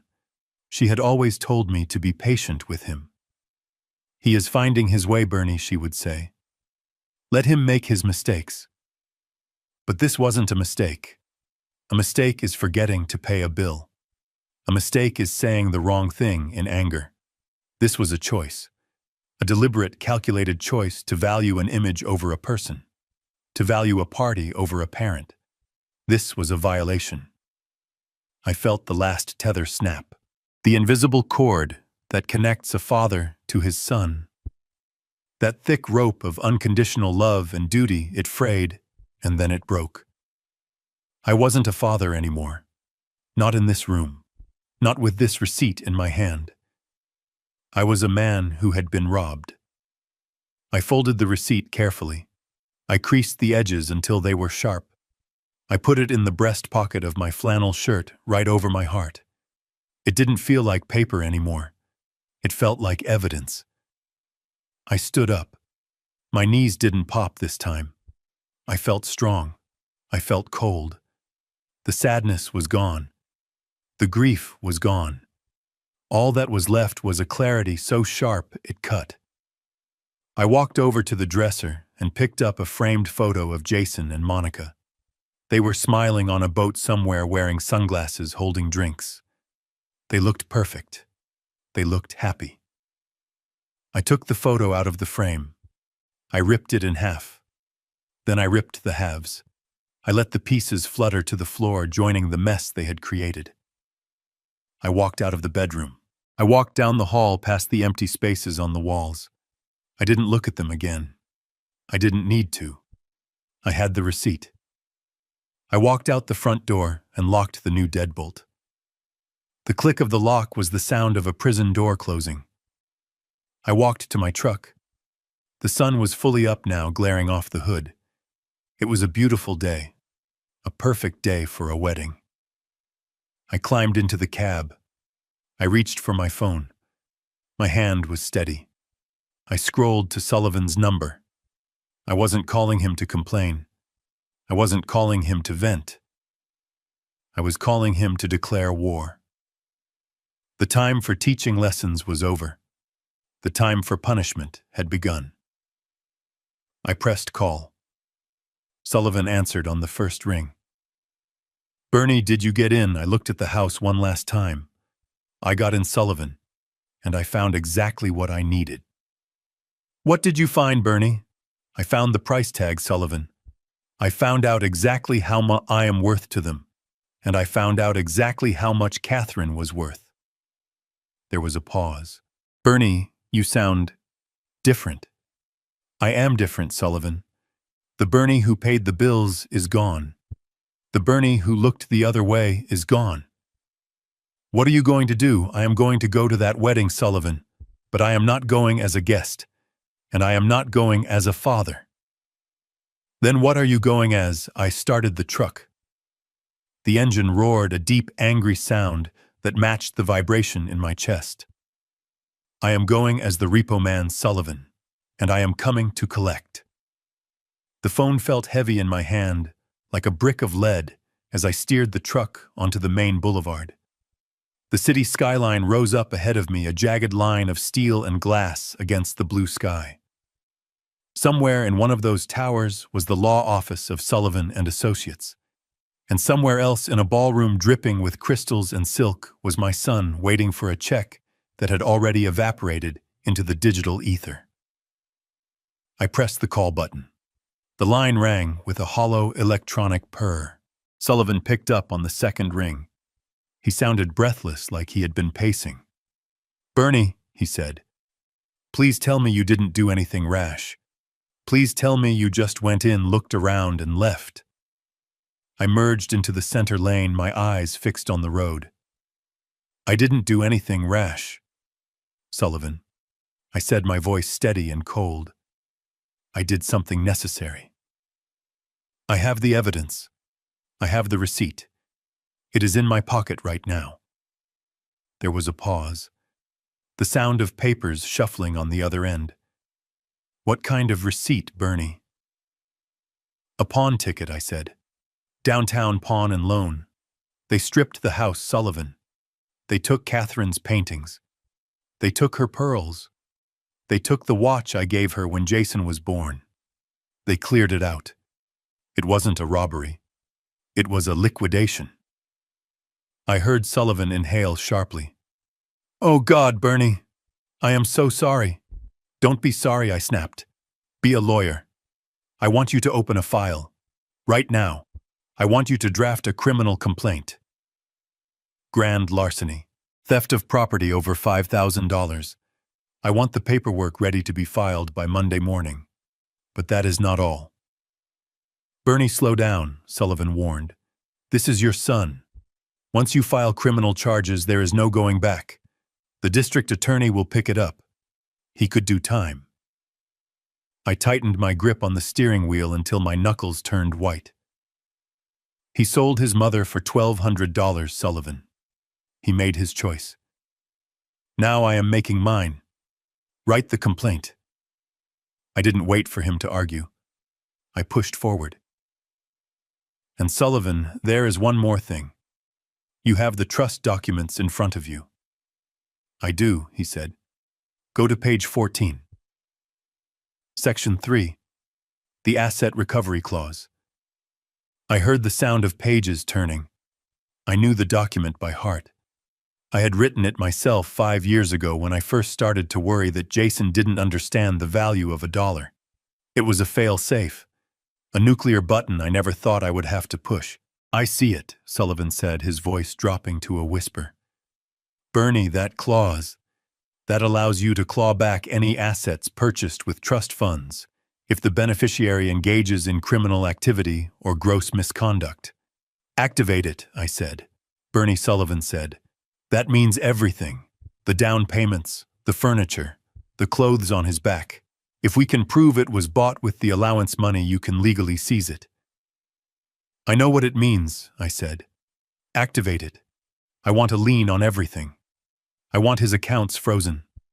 I want his assets seized. I want him to wake up tomorrow morning and own nothing but the regret in his heart. I will get the team on it, Sullivan said. His voice was resigned now. He knew better than to argue with me when I used that tone. It was the tone I used when a subcontractor tried to cut corners on a foundation. It was the tone of a man who was about to tear the whole building down. I was about to hang up when my phone beeped. A call waiting tone, sharp and insistent. I pulled the phone away from my ear. The screen flashed. Jason. I looked at the name. It didn't make me smile. It didn't make me hopeful. It just made me tired. Hold on, Sullivan, I said. The defendant is calling. I clicked over. I didn't say hello. I just listened. Dad. Jason's voice was high-pitched, trembling on the edge of hysteria. It was loud and distorted, like he was shouting into the phone while running. Dad, you have to answer me. What did you do? I kept driving. I watched the traffic light turn yellow, then red. I stopped the truck. I am driving Jason, I said calmly. What do you want? What do I want? He screamed. I am at the Grand Plaza. The manager just came into the bridal suite. He pulled me out of the photos. He has 2 security guards with him. He says the check bounced. He says the wire transfer was recalled. Dad, he is threatening to kick us out. He says if we don't have $85,000 in a cashier's check in 10 minutes, he is canceling the wedding and calling the police for theft of services. I stared at the red light. It was a deep, angry crimson. Is that so? I said. Yes, Jason shrieked. He is serious, Dad. Monica is hyperventilating. Her parents are freaking out because the limo never showed up at the airport, and now they are in a cab stuck in traffic. Dad, you have to fix this. Call the bank. Tell them it was a mistake. Wire the money back. Please. Everyone is here. The guests are arriving. I listened to the background noise. I could hear Monica crying. I could hear the murmur of voices, the sound of a disaster unfolding in real time. It wasn't a mistake, Jason, I said. The line went silent. The background noise seemed to swell. What he whispered. I canceled the check, I said. I called the bank this morning. I told them the transaction was unauthorized. Because it was. I authorized payment for a family wedding. I didn't authorize payment for a show where I was banned from the audience. But the wedding, Jason stammered. The guests. The food. It is all here.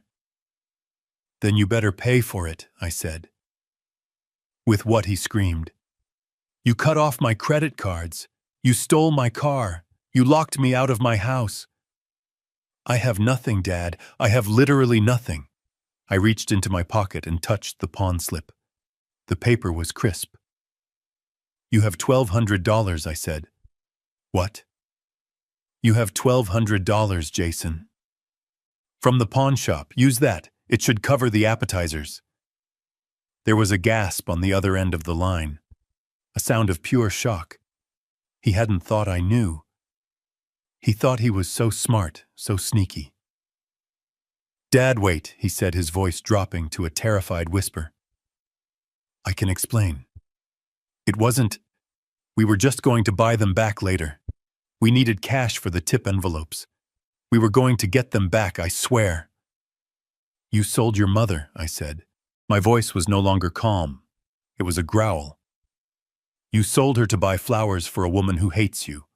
Don't you dare try to explain that to me. Dad, please. Jason was sobbing now, a raw, ugly sound.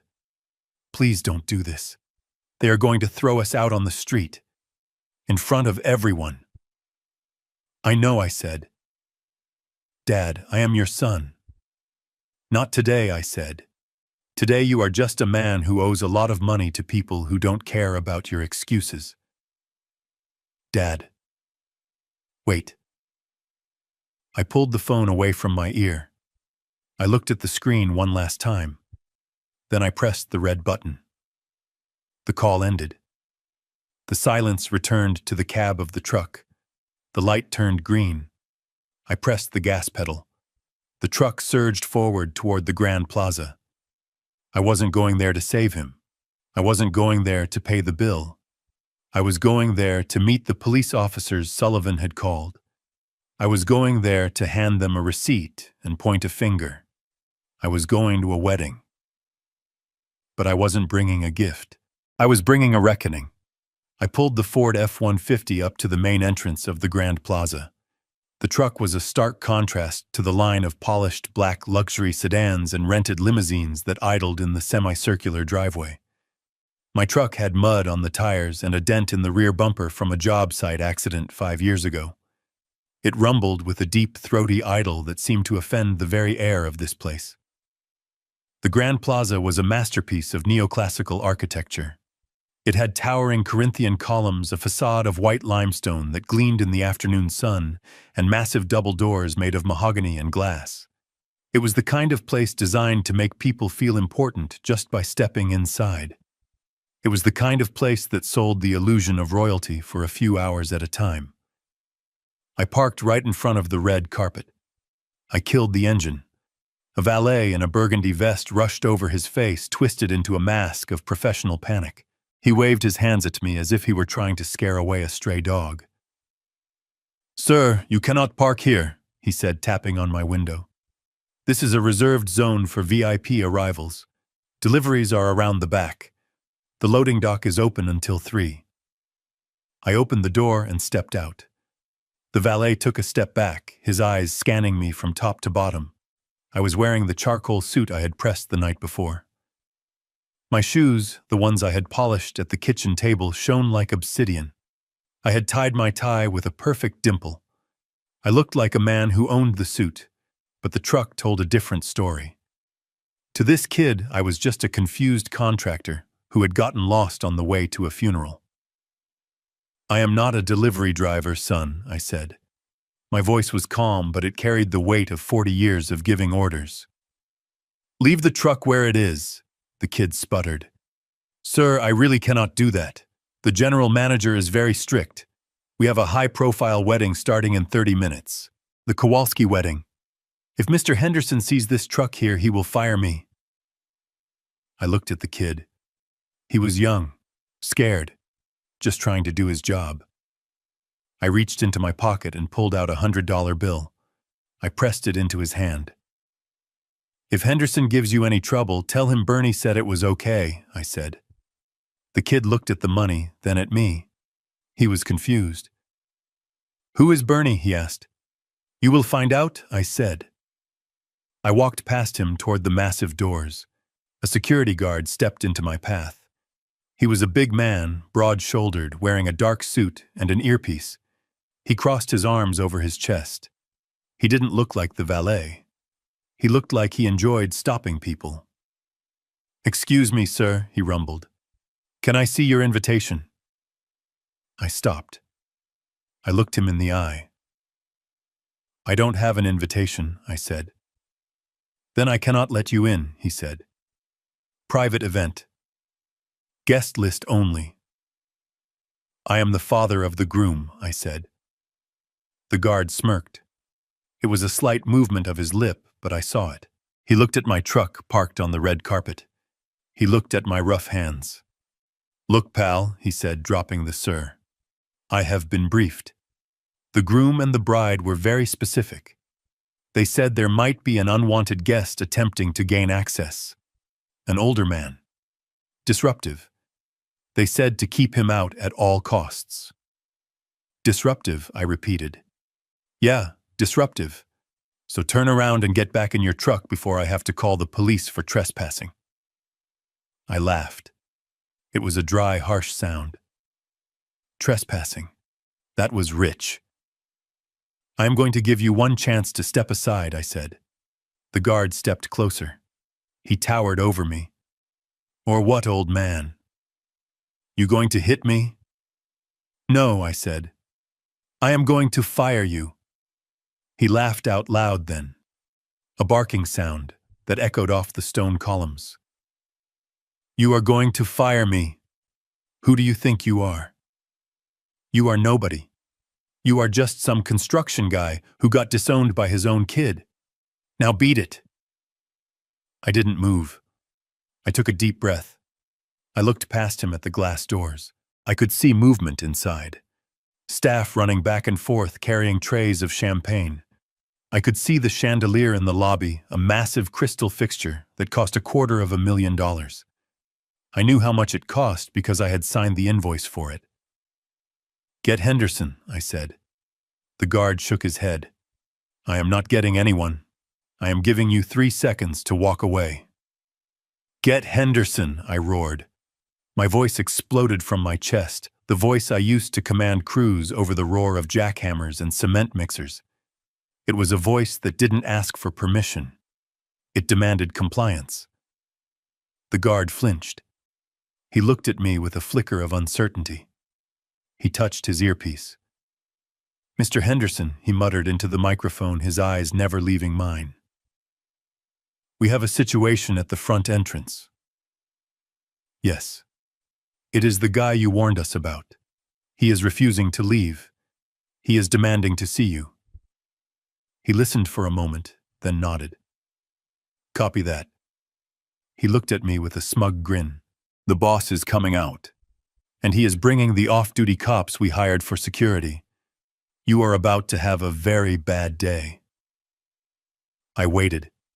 I adjusted my cuffs. I checked the pocket where the pawn slip was resting against my heart.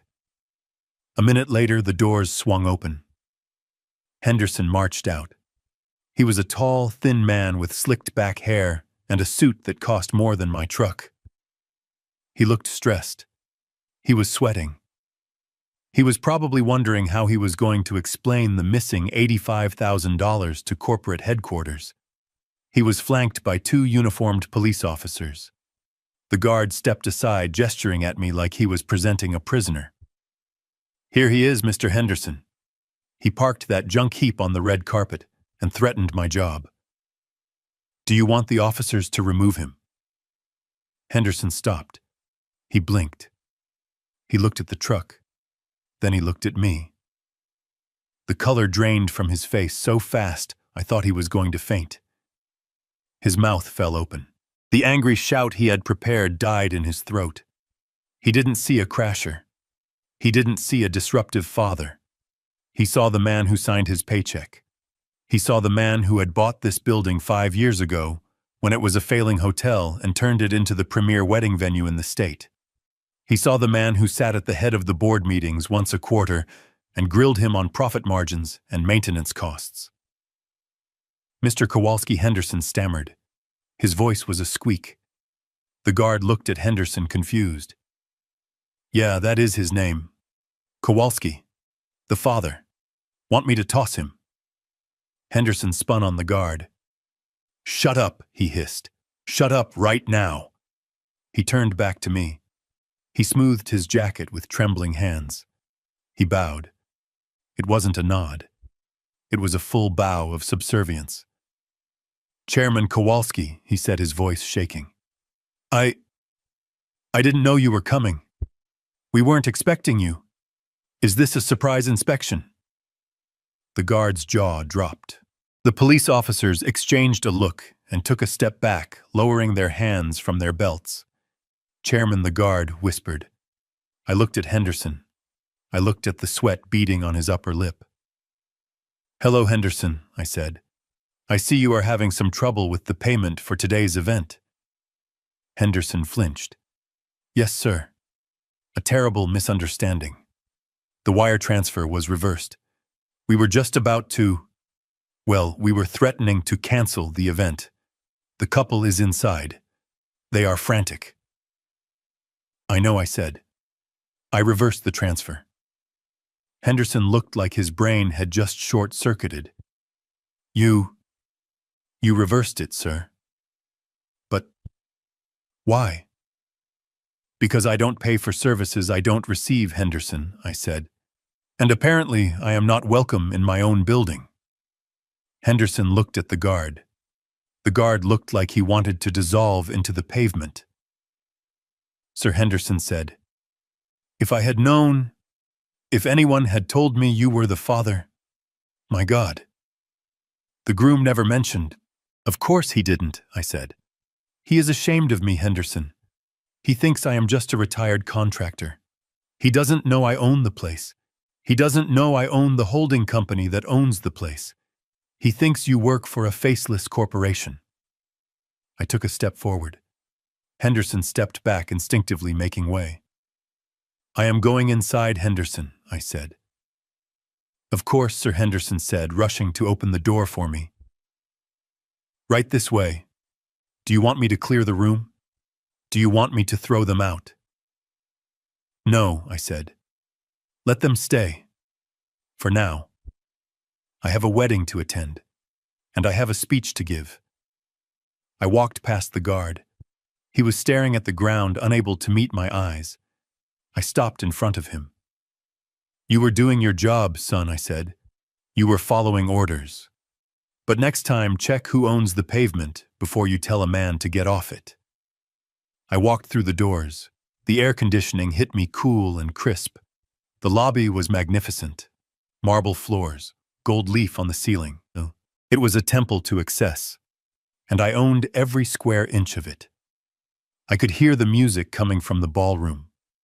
A string quartet playing something soft and expensive. I could hear the murmur of guests. They were all in there. Monica's family from New York. Jason's friends. The people who thought they were better than me. They were drinking my champagne. They were standing on my floors. They were celebrating a union built on my money. And they had no idea that the landlord had just arrived to collect the rent. I walked toward the ballroom doors.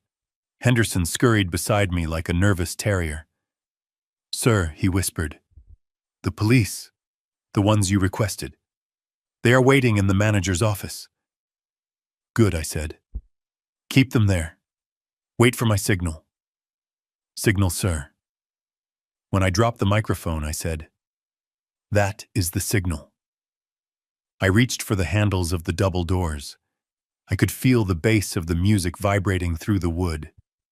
It was showtime. I pushed open the double doors to the grand ballroom, and the sound of the string quartet washed over me like a wave of expensive perfume. The room was breathtaking. It was a cavern of gold leaf and crystal, illuminated by chandeliers that cost more than most people earned in a decade. The tables were set with fine china and heavy silverware that gleamed under the lights. The centerpieces were towering arrangements of white orchids and hydrangeas, the very flowers that had been purchased with the money from my wife's stolen locket. I stood there for a moment in the shadows of the entrance, letting my eyes adjust to the brilliance. I looked at the guests. There were hundreds of them. Men in tuxedos, women in designer gowns, people who held their champagne flutes by the stem and laughed with their heads thrown back. They were the elite, the high society, the people my son had been so desperate to impress that he had erased his own father to do it. And there, in the center of it all, on a raised platform bathed in a spotlight, was Monica. She looked beautiful. I had to give her that. Her dress was a masterpiece of lace and silk, a garment that cost thousands of dollars. She held a microphone in one hand, her other hand resting theatrically on her chest. She was speaking, and her voice was trembling with a practiced emotion that was so convincing, it almost made me sick. "It is such a tragedy," she was saying, her voice echoing softly through the high-quality sound system. "We wanted him to be here so badly. Jason is heartbroken. But you have to understand that his father has been battling some very difficult personal issues for a long time." I stepped out of the shadows. I started walking down the center aisle. The carpet was thick and plush, muffling the sound of my footsteps. "Mental health is such a silent struggle," Monica continued, wiping a non-existent tear from her cheek. "We tried to get him help. We tried to include him. But he isn't himself anymore. He has become unpredictable. Dangerous, even. So for the safety of everyone here, we had to make the difficult decision to let him stay home where he is comfortable." A murmur of sympathy rippled through the crowd. Poor Jason. Poor Monica, dealing with a crazy old man on their wedding day. I kept walking. I wasn't rushing. I was moving with the steady, unstoppable momentum of a freight train. Jason was standing a few feet away from Monica, his head bowed in a pose of sorrow. He was playing the part of the grieving son perfectly. He was nodding, accepting the silent condolences of the room. Then he looked up. He saw me. His eyes went wide. His jaw dropped. The sorrow vanished, replaced instantly by a look of sheer, unadulterated panic. He took a step forward as if to block me, but then he froze. He saw the way I was walking. He saw the set of my shoulders. He saw the charcoal suit that fit me like armor. He nudged Monica. She stopped talking mid-sentence. She followed his gaze. When she saw me, her face went pale. The microphone dipped in her hand. The silence that fell over the room was instant and total. It started at the front, where the couple stood frozen, and rippled backward like a shockwave until every single person in the room turned to see what had stopped the bride. The string quartet trailed off into a dissonant scratch of bows against strings. I didn't stop. I walked past the tables where Monica's parents sat. Her father, Franklin, a man I had paid $12,000 to fly here, was staring at me with his mouth open, a forkful of salmon halfway to his lips. Her mother, Veronica, looked at me with the same expression she would use if a rat had scurried across the table. I walked past the friends Jason had made in college, the ones who drove cars their parents bought them. They looked at me with curiosity. Who is this old guy? Is he security? Is he a crasher? I reached the steps of the stage. Jason made a move. He stepped to the edge of the platform, his hands raised. "Dad," he hissed, his voice barely audible over the hum of the speakers. "Dad, don't. Please, just turn around. We can talk about this." I didn't look at him. I looked past him at Monica. I climbed the steps. 1, 2, 3. I stood on the stage. The spotlight hit me blindingly bright. It was hot. It felt like an interrogation lamp. I walked up to Monica. She backed away from me, clutching the microphone to her chest as if it were a shield. She looked at Jason for help, but Jason was paralyzed. He knew. He knew that any move he made now would only make the explosion worse. "Give me the microphone, Monica," I said. My voice wasn't amplified, but in the dead silence of the room it carried. She shook her head. "No," she whispered. "Get out." "Security. Someone call security." "There is no security, Monica," I said. "Or rather, the security works for me. Now give me the microphone." I reached out. I didn't grab it. I just held my hand open. It was an invitation and a command. She looked at the crowd. She looked at her parents. She looked at the exit. She realized she was trapped. If she fought me for the mic, she would look crazy. If she screamed, she would look hysterical. She was a prisoner of her own desire to appear perfect. Slowly trembling, she handed me the microphone.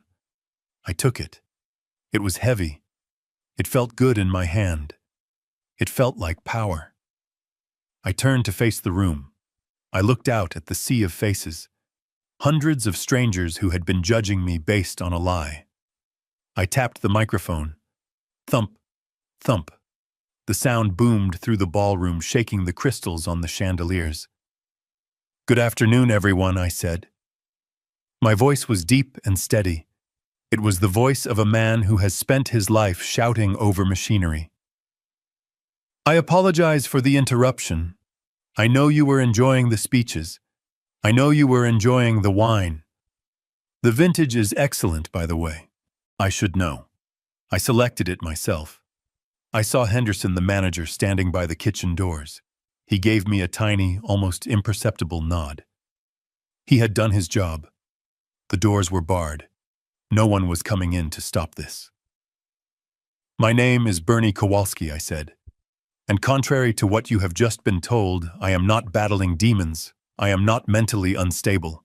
And I am certainly not dangerous unless you count telling the truth as an act of violence." A gasp went through the room. People shifted in their chairs. This was not part of the script. This was real drama, and they were leaning in. "I am Jason's father." I continued gesturing to my son, who was now standing with his head in his hands, looking like he wanted the floor to swallow him whole. "And the reason I was not here earlier, the reason I was not sitting in the front row where a father should be, is very simple." I paused. I let the silence stretch. I let them wonder. "I was not invited," I said. The murmur grew louder. Shock. Disbelief. "Yesterday evening, I received a text message from my son," I said. It was a very polite text. It explained that his fiancée, Monica, felt that my presence would be a distraction. It explained that because I spent 40 years of my life working with my hands, because I drive a truck and wear flannel shirts, I was too blue-collar for this event. I was told that I would embarrass them in front of you, in front of her sophisticated family. I looked directly at Monica's parents. Franklin put down his fork. Veronica looked like she had swallowed a lemon. "They told me I didn't fit in," I said. "They told me I wasn't good enough to share in their joy." But here is the interesting part. Here is the part that I think you all need to know. I reached into my pocket and pulled out the folded piece of paper, the printout of the wire transfer confirmation. I unfolded it slowly. The paper crinkled in the silence. "Even though I wasn't good enough to attend," I said, holding the paper up to the light, "I was apparently good enough to pay for it." I read from the paper. Wire transfer. Amount $85,000. Recipient, the Grand Plaza. Sender, Bernard Kowalski. I lowered the paper. "I paid for the champagne you are drinking," I said. "I paid for the lobster you are eating. I paid for the band. I paid for the flowers. I paid for the very floor you are standing on." I turned to Jason. He was crying now, silent tears streaming down his face. "You wanted a perfect wedding, Jason," I said. "You wanted to play the prince. But you forgot one thing. A prince doesn't banish the king who built the castle." I turned back to the crowd. "I am a simple man," I said. "I built my life on honesty, on hard work, on loyalty. I thought I had taught my son those same values. I thought I had raised a man.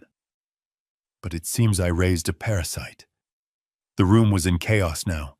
People were whispering, pointing, taking photos. Monica was sobbing loudly, her hands covering her face. "But that is not the worst of it," I said. My voice hardened. The sadness was gone, replaced by the cold steel of the prosecutor.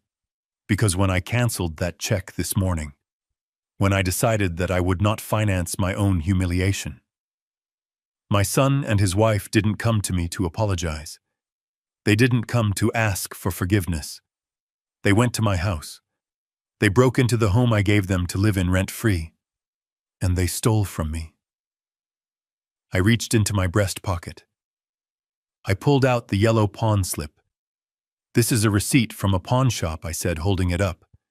"It is dated yesterday. They took the paintings my late wife painted. They took her jewelry. They took the watch I gave her when our son was born. They took the last physical pieces of a woman who loved them more than anything in this world. And they sold them. They sold my wife's memory for $1,200 so they could buy more flowers for the head table. I pointed to the massive arrangement of orchids behind me. Those flowers, I roared, my voice cracking with emotion. Those flowers are bought with my wife's soul. The room went dead silent. The horror was palpable. It hung in the air like smoke. Even the waiters had stopped moving. So no, I said, lowering my voice to a whisper that carried to the back of the room. I am not sick. I am not crazy. I am just a father who is finally done paying for the privilege of being disrespected. I looked at Henderson. I nodded. I dropped the microphone. It hit the stage with a deafening thud. Boom. The sound was the period at the end of the sentence. It was the signal. The double doors at the back of the room flew open.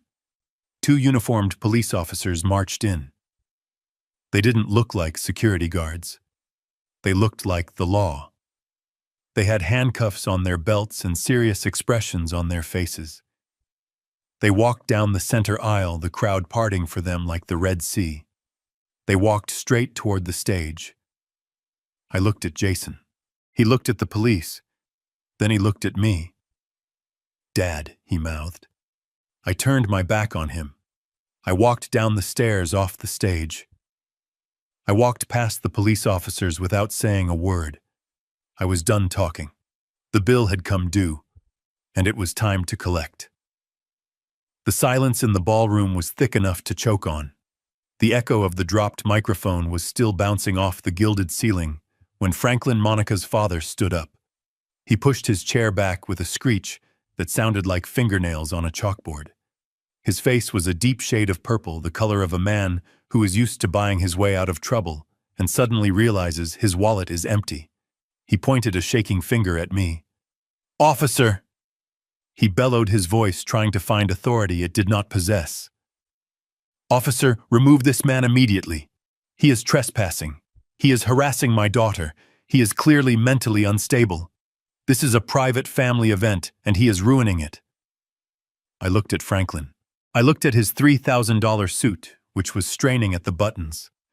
I looked at the gold watch on his wrist, which probably cost more than my first house. And I felt nothing. No intimidation. No respect. I just felt the cold clarity of a man who has read the credit reports. I stepped off the stage. I didn't walk toward the exit. I walked toward Franklin. The police officers paused, waiting.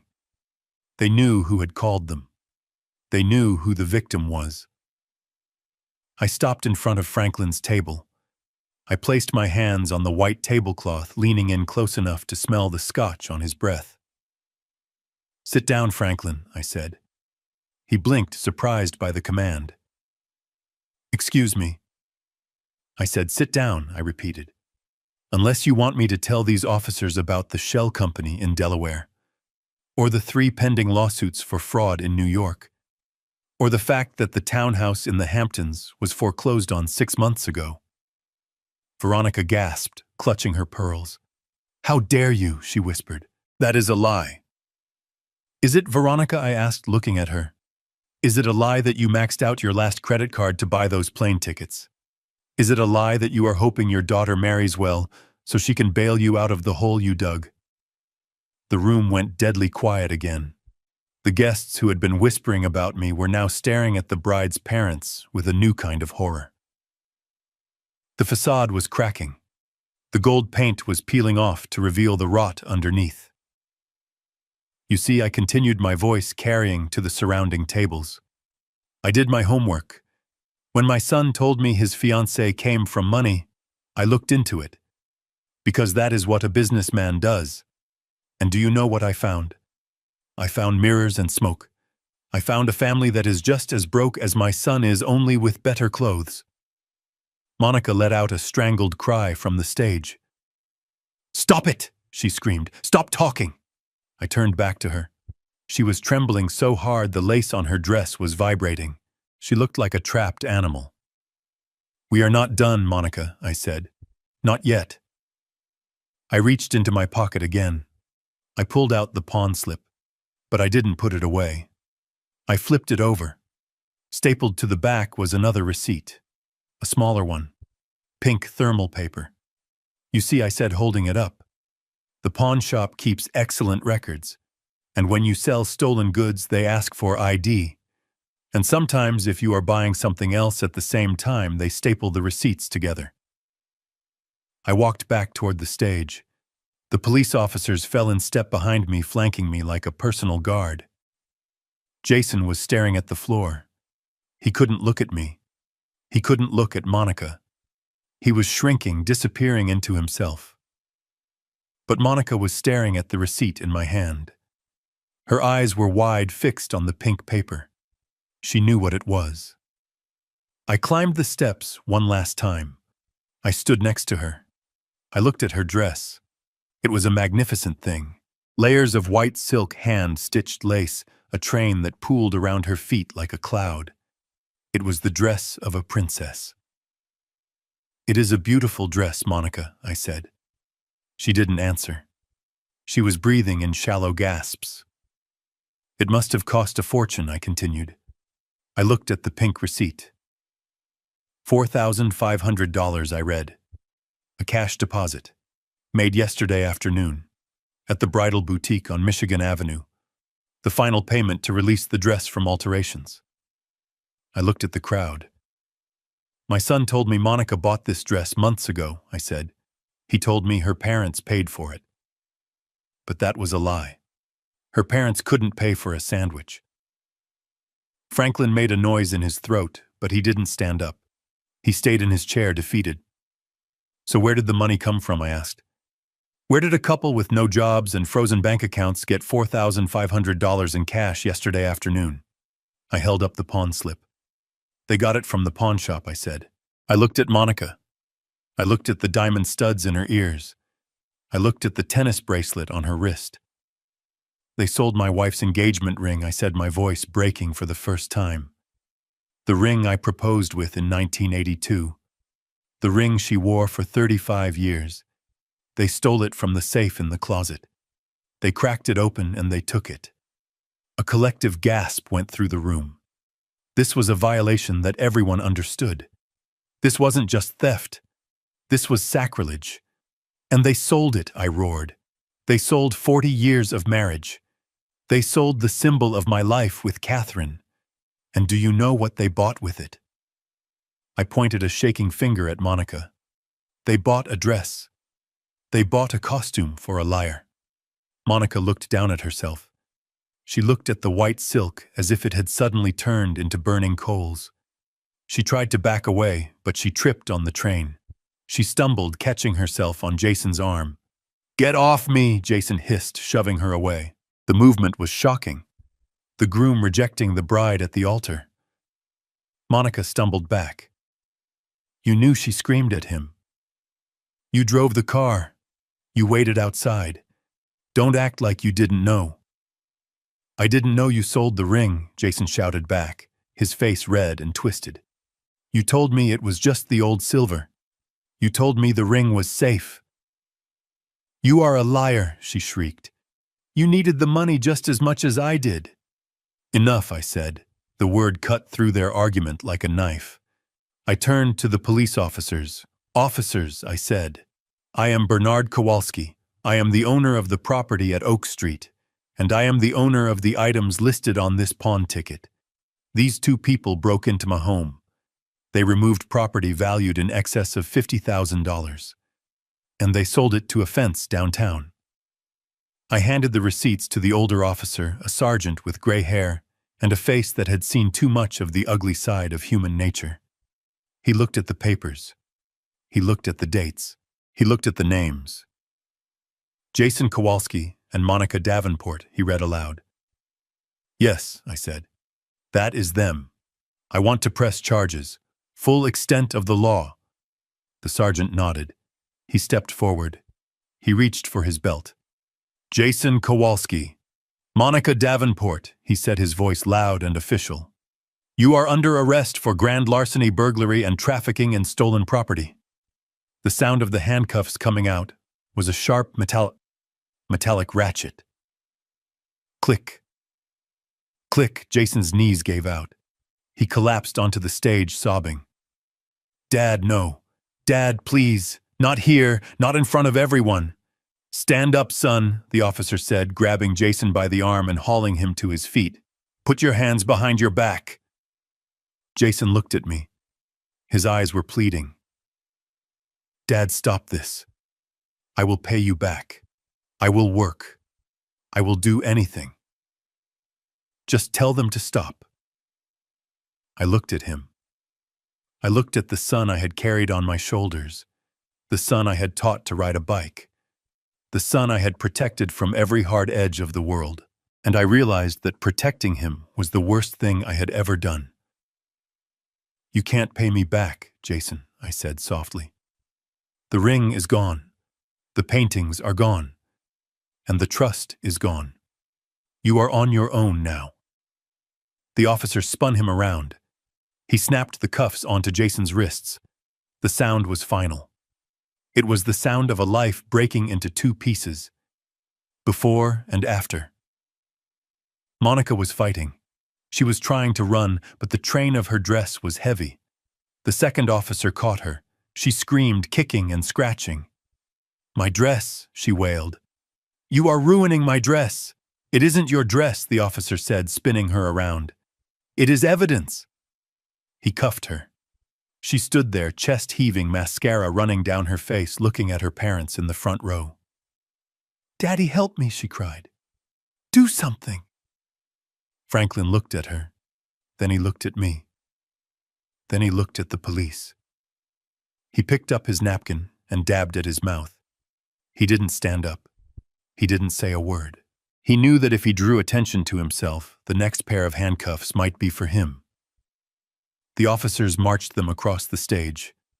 They led them down the stairs. The walk of shame was excruciatingly long. The guests parted in silence, watching the bride and groom being dragged away, not to a honeymoon suite, but to a squad car. The white dress swept the floor, collecting dust, a symbol of purity dragged through the mud of their own making. I stood on the stage alone. The room was silent. No one moved. No one spoke.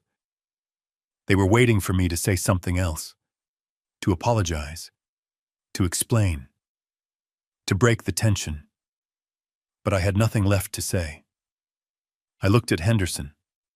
He was pale, but he was standing tall. He knew who signed the checks. Clear the room, Henderson, I said. The party is over. Henderson nodded. He signaled to the staff. I walked down the stairs.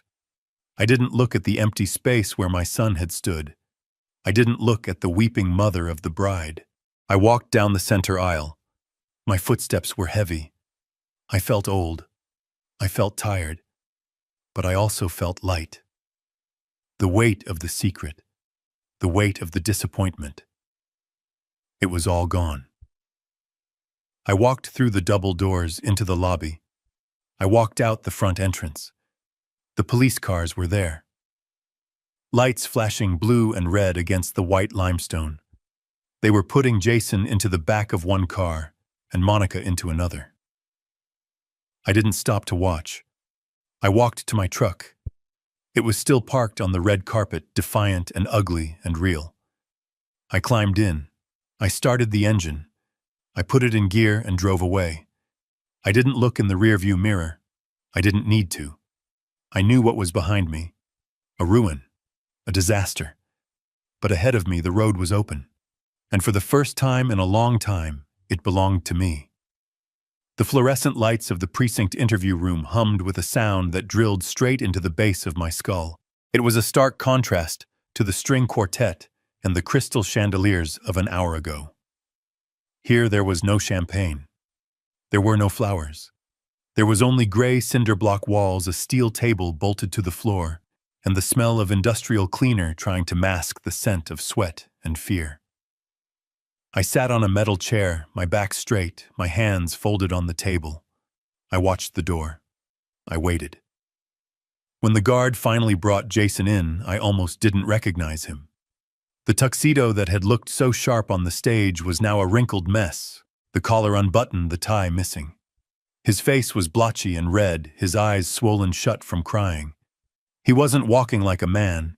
He was shuffling his shoulders, hunched as if he were trying to make himself small enough to disappear. He sat down opposite me. The guard shackled his wrist to the table loop. The sound of the metal clinking was loud in the small room. Jason looked up. When he saw me, his face crumpled. He looked like he was 5 years old again, and had just scraped his knee on the sidewalk. "Dad," he choked out. "Oh, God. Dad, thank you for coming. Please get me out of here.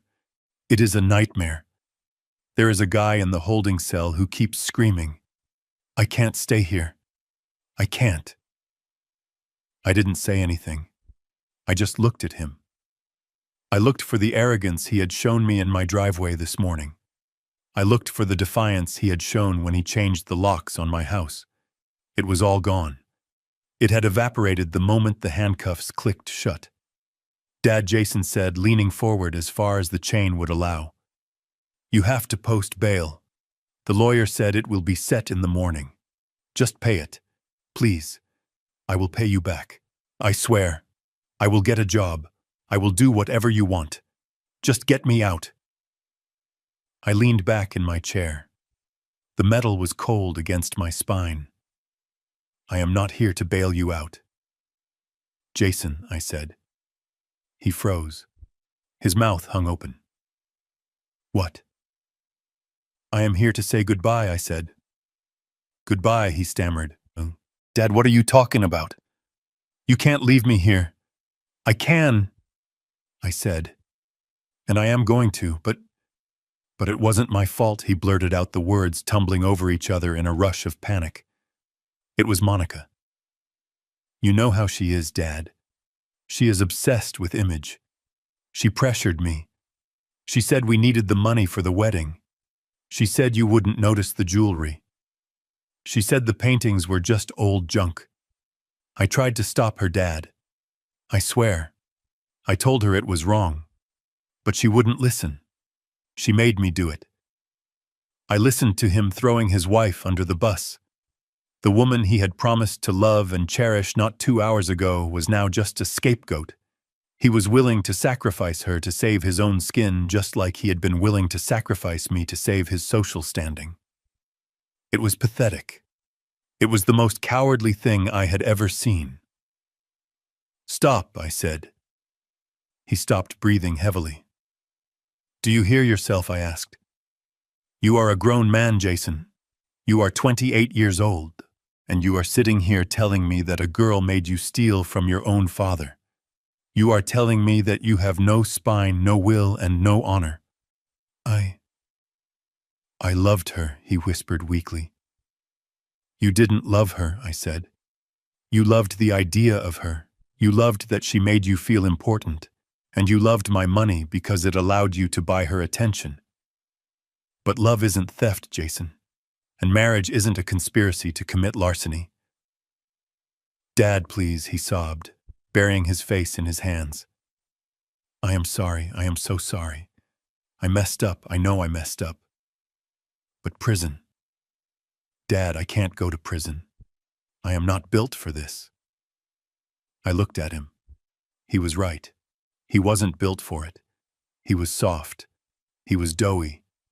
He had never had to fight for anything in his life because I had fought all his battles for him. I had paved the road so smooth, he never learned how to walk on gravel. And that was my fault. That was the one crime I was guilty of. "That is exactly why you need to stay here," I said. He looked up, tears dripping off his chin. "Why do you hate me?" he whispered. "I don't hate you," I said. "I love you. That is the tragedy of this. I love you enough to let you fall." I stood up. The chair scraped against the concrete floor. "For 28 years I protected you," I said, looking down at him.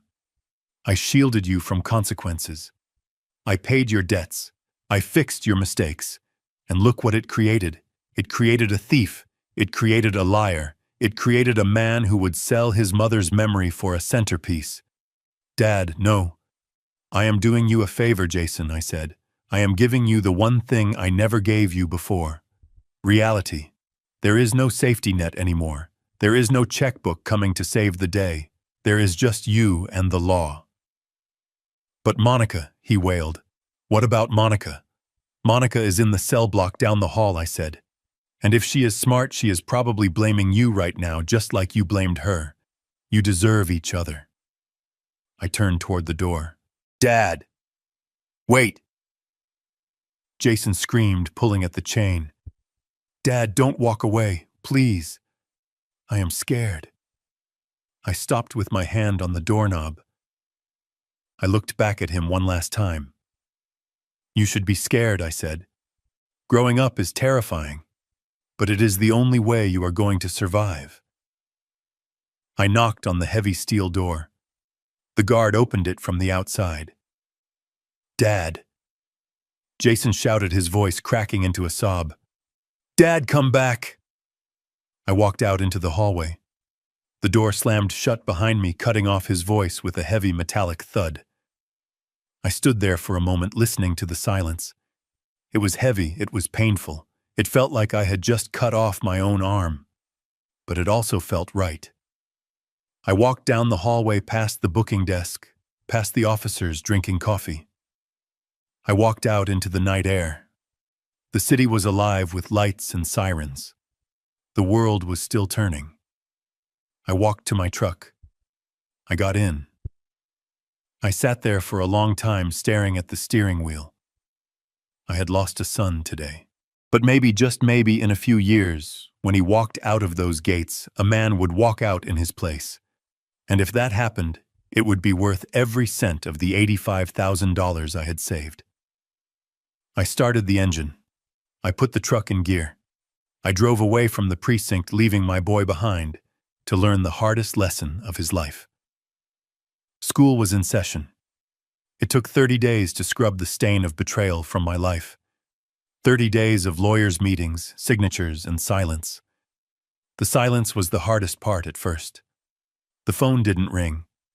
There were no texts asking for money, no frantic calls about broken water heaters or maxed-out credit cards. For a week, I checked the screen every hour out of habit. But by the second week, I stopped checking. By the third week, I realized that the silence wasn't emptiness. It was peace. I went back to the pawn shop the Monday after the wedding. The owner, a guy named Sal, looked at me with a mix of respect and fear when I walked in. He had seen the news. Everyone had seen the news. I slapped the ticket on the counter along with a stack of hundreds. I didn't negotiate. I didn't argue about the interest. I just wanted my life back. Sal brought the items out from the safe. Catherine's pearls, the gold watch, and the paintings. I unwrapped the canvas of the lake house. I ran my thumb over the dried oil paint, feeling the texture of the brush strokes my wife had made 20 years ago. They were safe.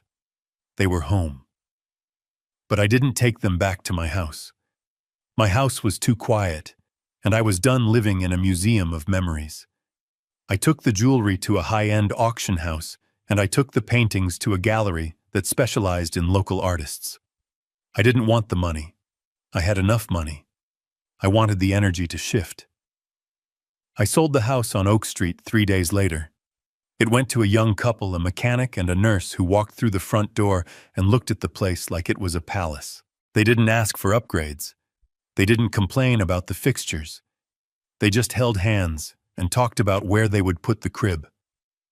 I sold it to them for 10% under market value just because I liked the calluses on the husband's hands. When the check for the house cleared and the auction house wired the funds for the jewelry, I took every single cent and I opened a new account. The Catherine Kowalski Scholarship Fund. It was for kids who wanted to go to trade school, for kids who wanted to learn how to weld, how to plumb, how to build things that lasted. It was the best investment I had ever made. Now I sat in seat 1A of a Boeing 777. The leather was soft, much softer than the seats in my truck. The air smelled of conditioned oxygen and expensive cologne. Mr. Kowalski, a flight attendant, asked, leaning over with a bottle wrapped in a white napkin. "Would you like a glass of champagne before takeoff?" I looked at the bottle. Dom Perignon, the same stuff that had been going flat on the counter of the house my son had destroyed. I smiled. "Yes," I said.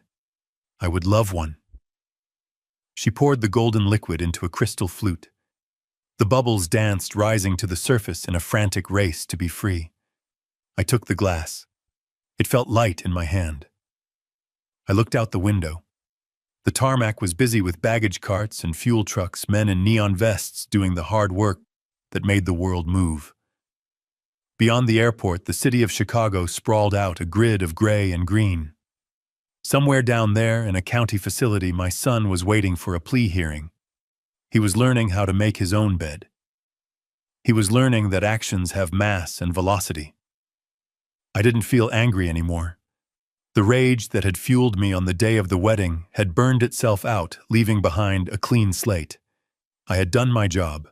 I had raised him. I had provided for him. And when he went astray, I had corrected him. The rest was up to him. The plane began to push back from the gate. The engines whined, spinning up to a roar that vibrated through the floorboards. I took a sip of the champagne. It was cold and crisp. It tasted like victory. Not the victory of beating someone else, but the victory of reclaiming yourself. I reached into my pocket and pulled out my phone. I looked at it one last time. There were no missed calls, no unread messages. I held the power button. The screen went black. I put the phone in my bag and zipped it shut. I wouldn't be needing it for a while. I was going to Italy. Catherine had always wanted to go to the Amalfi Coast. She wanted to paint the light on the water. We never went because I was always too busy working. Too busy building an empire for a son who didn't want it. Well, I was going now. I was going to eat pasta and drink wine and look at the ocean. I was going to sleep in until noon if I wanted to. I was going to spend my money on memories I could actually keep. The plane taxied to the runway. The pilot came over the intercom announcing our flight time to Rome. I leaned my head back against the headrest. I closed my eyes. For 66 years, I had been Bernie the contractor, Bernie the husband, Bernie the father, Bernie the bank account. Today, I was just Bernie. The engines roared to full power. The force pushed me back into the seat. We gathered speed faster and faster until the bumps of the runway smoothed out and the ground fell away. I opened my eyes and looked out the window. The city was gone, hidden beneath a layer of white clouds. The sun was shining on top of them, brilliant and blinding. I raised my glass to the empty seat beside me. "Here is to you, Catherine," I whispered. "And here is to me." I took a drink. The champagne bubbled in my throat. I was flying. And for the first time in my life, I wasn't carrying anyone else's weight. I was just flying. We spend our lives trying to give our children the things we never had, but in the process, we often forget to give them what they actually need: character. I thought loving my son meant shielding him from the rain, but I only succeeded in raising a man who couldn't handle a storm. True wealth isn't the balance in your bank account or the label on your suit. It is the ability to look in the mirror and respect the person staring back. Never allow anyone, not even your own blood, to treat you like a resource instead of a person. Dignity is the only currency that matters, and sometimes you have to be willing to lose everything else just to keep it. If you believe I did the right thing by letting them face the consequences, hit that like button and subscribe for more stories of justice served cold. Let me know in the comments. Would you have bailed your son out, or would you have walked away just like I did? 갑자기 뛰거든요? 갑자기 뛰어? 네. 누굴 누굴 발견했나? 일로 가면 돼.